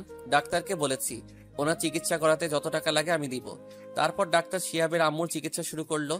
শিহাব তার আম্মুর সাথে আছে। এখন তার আম্মু কিছুটা সুস্থ আছে। এই ছিল আসল ঘটনা। এবার বাস্তবে ফিরে আসি। আমি, প্রেমা আর রকি নদীদের বাসায় চলে আসলাম। নদী জানে আজকে তাকে দেখার জন্য আমার আব্বু আম্মু আসবে, কিন্তু সে তো জানে না আজকে ওকে আর ওর বাবাকে পুলিশের কাছে ধরিয়ে দিব। আমরা নদীদের বাসায় চলে আসলাম। কলিং বেল চাপ দেওয়ার পর কাজের বুয়া দরজা খুলে দিল। আমরা কাজের বুয়ার কোনো কথা না শুনে ভিতরে ঢুকে গেলাম। আমরা ভিতরে ঢুকে দেখি নদীর আব্বু সোফায় বসে আছে। আমাকে এবং আমার সাথে পুলিশ দেখে বলল, এরা আপনাকে এবং আপনার মেয়েকে ধরতে এসেছে। আমাদের অপরাধ কি? আপনি আর আপনার মেয়ে নদী অভিনয় করে শিহাবের বাড়ি দখল করে নিয়েছেন, সেজন্য পুলিশ আপনাদের ধরতে এসেছে। তুমি হয়তো জানো না, পুলিশ প্রমাণ ছাড়া কাউকে ধরতে পারে না। আমরা প্রমাণ ছাড়া আপনাকে এবং আপনার মেয়েকে ধরতে আসি নাই, প্রমাণ নিয়ে এসেছি। আর এই রাসেল আপনাদের নামে থানায় মামলা করেছে। হঠাৎ নদী রুম থেকে বেরিয়ে এসে বলল, রাসেল এখানে কি হচ্ছে? আর প্রেমা তুই এখানে? সাথে দেখি পুলিশ এসেছে। পুলিশ সামনে আসে নাই, তোকে আর তোর বাপকে থানায় নিয়ে যেতে এসেছে। আমাদের অপরাধ? তোরা কি অপরাধ করছিস এই দেখ। তারপর নদী আমার সাথে যে কথা বলল সবগুলো দেখালাম। তখন নদী বলল, রাসেল তুমি আমার সাথে বেইমানি করলে। আমি তোমাকে বিশ্বাস করে সবকিছু খুলে বলেছি। বিশ্বাস তো আমার ফ্রেন্ড শিয়াবও তোদের করেছে, বিনিময়ে তোরা কি করছিস ওর সাথে? তার শেষ সম্বল বাড়িটাও নিয়ে নিলি, তুই আর তোর বাপ। চিন্তা করিস না নদী, আমাদের থানায় বেশিক্ষণ আটকিয়ে রাখতে পারবে না। টাকা দিলে এমনি আমাদের ছেড়ে দিবে। আপনি ভুল ভাবছেন, কারণ এখন আপনাদের কিছুই নেই। আমি জানি আপনার সব সম্পদের মালিক নদী, তাই ওর কাছ থেকে সবকিছু সাইন করে নিয়ে নিছি। এখন আপনি রাস্তার ফকির। আপনারা যেভাবে শিয়াব থেকে অভিনয় করে সব সম্পত্তি দখল করে নিছেন, আমিও আপনার মেয়ের সাথে অভিনয় করে সবকিছু লিখে দিছি। আমাদের কি ক্ষমা করে দেওয়া যায় না? আমরা আর এমন ভুল কখনো করব না। আমি কেন? শিয়াবও তোদের ক্ষমা করবে না। রকি, তাদের নিয়ে যা। এই এদের থানায় নিয়ে চলো। রকির কথা মতো পুলিশ নদী আর নদীর বাবাকে ধরে নিয়ে বাহিরে চলে গেল। বাহিরে আসার পর গাড়ি নিয়ে ফারহানের বাসায় যেতে লাগলাম। সাথে নদী আর নদীর বাপ ছিল। কিছুক্ষণ পর আমরা তাদের বাসায় চলে আসলাম। আমরা সবাই দরজার সামনে দাঁড়িয়ে কলিং বেল চাপ দিলাম। কাজের বুয়া এসে দরজা খুলে দিল। এখানে ও কোনো কথা না বলে ভিতরে ঢুকে গেলাম। ভিতরে ঢুকে দেখি বাপ ছেলে সোফায় বসে কফি খাচ্ছে আর গল্প করছে। আমাদের দেখে ফারহান বলল, আরে প্রেমা, তুমি হঠাৎ আমাদের বাসায়? আবার সাথে দেখি রাসেল এবং পুলিশ, মানে কি? সেটা কিছুক্ষণ পরে বুঝতে পারবি। তুই আবার এসেছিস আমার বাসায়, সাথে পুলিশ নিয়ে এসেছিস? তুই জানিস আমি একটা ফোন দিলে তোর সাথের পুলিশ ভয়ে বেরিয়ে যাবে। তাই নাকি মিস্টার জাহিদ হাসান? তো দেখি আপনি কাকে ফোন দিবেন। আমি এখান থেকে এক পাও লড়ব না। ফারহানের আব্বু মোবাইল নিয়ে কাকে যেন ফোন দিল। তখন তার সাথে কথা বলে রকির কাছে ফোন দিল। নে কথা বল। হ্যালো, কে বলছেন? আমি বর্তমানে মন্ত্রী বলছি। যদি চাকরি হারাতে না চাও তাহলে এখনই হাসান সাহেবের বাসা থেকে বেরিয়ে যাও। তোমাকে আমি গুলি করে মারবো। আমাকে তুমি চাকরির ভয় দেখাচ্ছ? আরে রকি, তুই তা বাবা জাহিদ হাসানকে কেন ধরতে গেলি? তারপর সবকিছু খুলে বলল। বাবা, আমি এইসব জানতাম না। তুই ওকে ধরে থানায় নিয়ে আয়, পরেরটা আমি দেখছি। ঠিক আছে আব্বু। এই বলে ফোন কেটে দিল। তখন ফারহানের আব্বু রকিকে বলল, তুই মন্ত্রীকে আব্বু বললি কেন? আমার আব্বুকে আব্বু বলবো না তো কি বলবো? মানে? কারণ তোর মন্ত্রী বন্ধু হচ্ছে আমার জন্মদাতা আব্বু। আমার ছোট থেকে শখ বড় হয়ে আমি পুলিশ অফিসার হব। আব্বু চাইলে আমাকে অফিসার বানিয়ে দিতে পারতো ক্ষমতা দিয়ে, কিন্তু আমি ক্ষমতা দিয়ে অফিসার হতে চাই না, নিজের যোগ্যতা অর্জন করে হব। এখন বর্তমানে ওসি হয়েছি। আমি তো কিছুই বুঝতে পারছি না, আমাদের কেন ধরতে আসলো? তুই মেয়েদের সাথে প্রেমের অভিনয় করে তাদের দেহ ভোগ করে ছেড়ে দিস, এটা হয়েছে তোর অপরাধ। আর তোর বাবার অপরাধ বন্ধুর সাথে বেইমানি করে তার কোম্পানি নিজের করে নেওয়া। তাই তোদের পুলিশ ধরে নিয়ে যেতে এসেছে। এখন হয়তো টাকার বরে দেখাবি, কিন্তু সেটাও এখন তোদের নেই, কারণ তোদের এখন সবকিছু আমাদের হাতে। আমি বলছি, যখন তোকে কাজে সাইন করতে বলে তখন তোদের সব সম্পত্তির দলিল ছিল ওটা, আর তুই না বুঝে সাইন করে দিছিস। আর আমার আর রাসেলের ডিভোর্স হয়নি, তোকে নকল পেপার দেখিয়েছি। এখন তোরা রাস্তার ফকির। তা জাহিদ হাসান, এখন আপনাদের টাকা ক্ষমতা গেল কোথায়? আপনি যেরকম বন্ধুর সাথে বেইমানি করছেন, তেমন আমার স্ত্রী আপনার ছেলের সাথে প্রেম এবং বিয়ের অভিনয় করে সবকিছু নিয়ে নিচ্ছে। আমরা জানি আপনার সয় সম্পদ আপনার ছেলের নামে। আচ্ছা, তুই যে আমার নামে এত কিছু বলছিস, তোর কাছে কি প্রমাণ আছে? তারপর ফারহানের আব্বুর ভিডিও এবং ফারহানের সাথে প্রেমার কথা বলার ভিডিও দেখালাম। রকি সবাইকে থানায় নিয়ে গেল। আমি আর প্রেমা বাসায় চলে আসলাম। আজ 5 দিন পর ফারহানকে 10 বছরের কারাদণ্ড দেওয়া হয়েছে। তার আব্বু আম্মুকে যাবজ্জীবন কারাদণ্ড দেওয়া হয়েছে। আর নদী এবং তার আব্বু আম্মুকে 20 বছরের কারাদণ্ড দেওয়া হয়েছে। এখন আমি আর প্রেমা হাসপাতালে যাচ্ছি। শিহাবের আম্মু এখন পুরোপুরি সুস্থ আছে। আজকে তাদের রিলিজ দিবে। হাসপাতালে গিয়ে শিহাব ওর আম্মুকে বাইরে এনে গাড়িতে করে তাদের বাসার সামনে চলে আসলাম। সবাই গাড়ি থেকে নামার পর শিহাব বলল, রাসেল, তুই আমাদের এখানে নিয়ে এসেছিস কেন? এই বাসা তো নদী এবং তার আব্বু আমার থেকে নিয়ে গেছে। আগে তাদের ছিল, এখন তোদের হয়ে গেছে। মানে হলো তারপর সবকিছু খুলে বললাম। শিহাব কোনো কথা না বলে আমাকে জড়িয়ে ধরে কান্না করে দিল। তখন আমি বললাম, এই পাগল, কান্না করছিস কেন? তুই আমাদের জন্য এত কিছু করেছিস, আমাদের বাড়ি ফিরিয়ে দিয়েছিস। শুধু বাড়ি না, তোদের কোম্পানিও আমি ফিরিয়ে এনেছি। এই হচ্ছে তোদের সম্পত্তির দলিল। এখানে কিন্তু আমিও আছি। তুমি তো আমার কথা মতো সবকিছু করেছো। করেছি তো, তুমি তো করো নাই।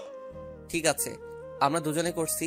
তো যাবার আগে শিয়াব তোকে একটা কথা বলে যাই, কখনো গরিব দুঃখীদের অবহেলা করবি না, তাদের পাশে সবসময় দাঁড়াবি। তুই তো দেখছিস গরিব হলে কেমন কষ্ট, তাই এগুলো মাথায় নিয়ে সামনে এগিয়ে যাবি। আমি তোর কথা অক্ষরে অক্ষরে পালন করব। তারপর শিহাব আর তার আম্মুকে ভিতরে নিয়ে গেলাম। পরে দিন অফিসে সবকিছু বুঝিয়ে দিলাম। দেখতে দেখতে সেই দিনটা চলে আসলো, মানে প্রেমাকে হাসপাতালে নিয়ে আসা হলো। আজকে সকালে হঠাৎ প্রেমার ব্যথা ওঠে।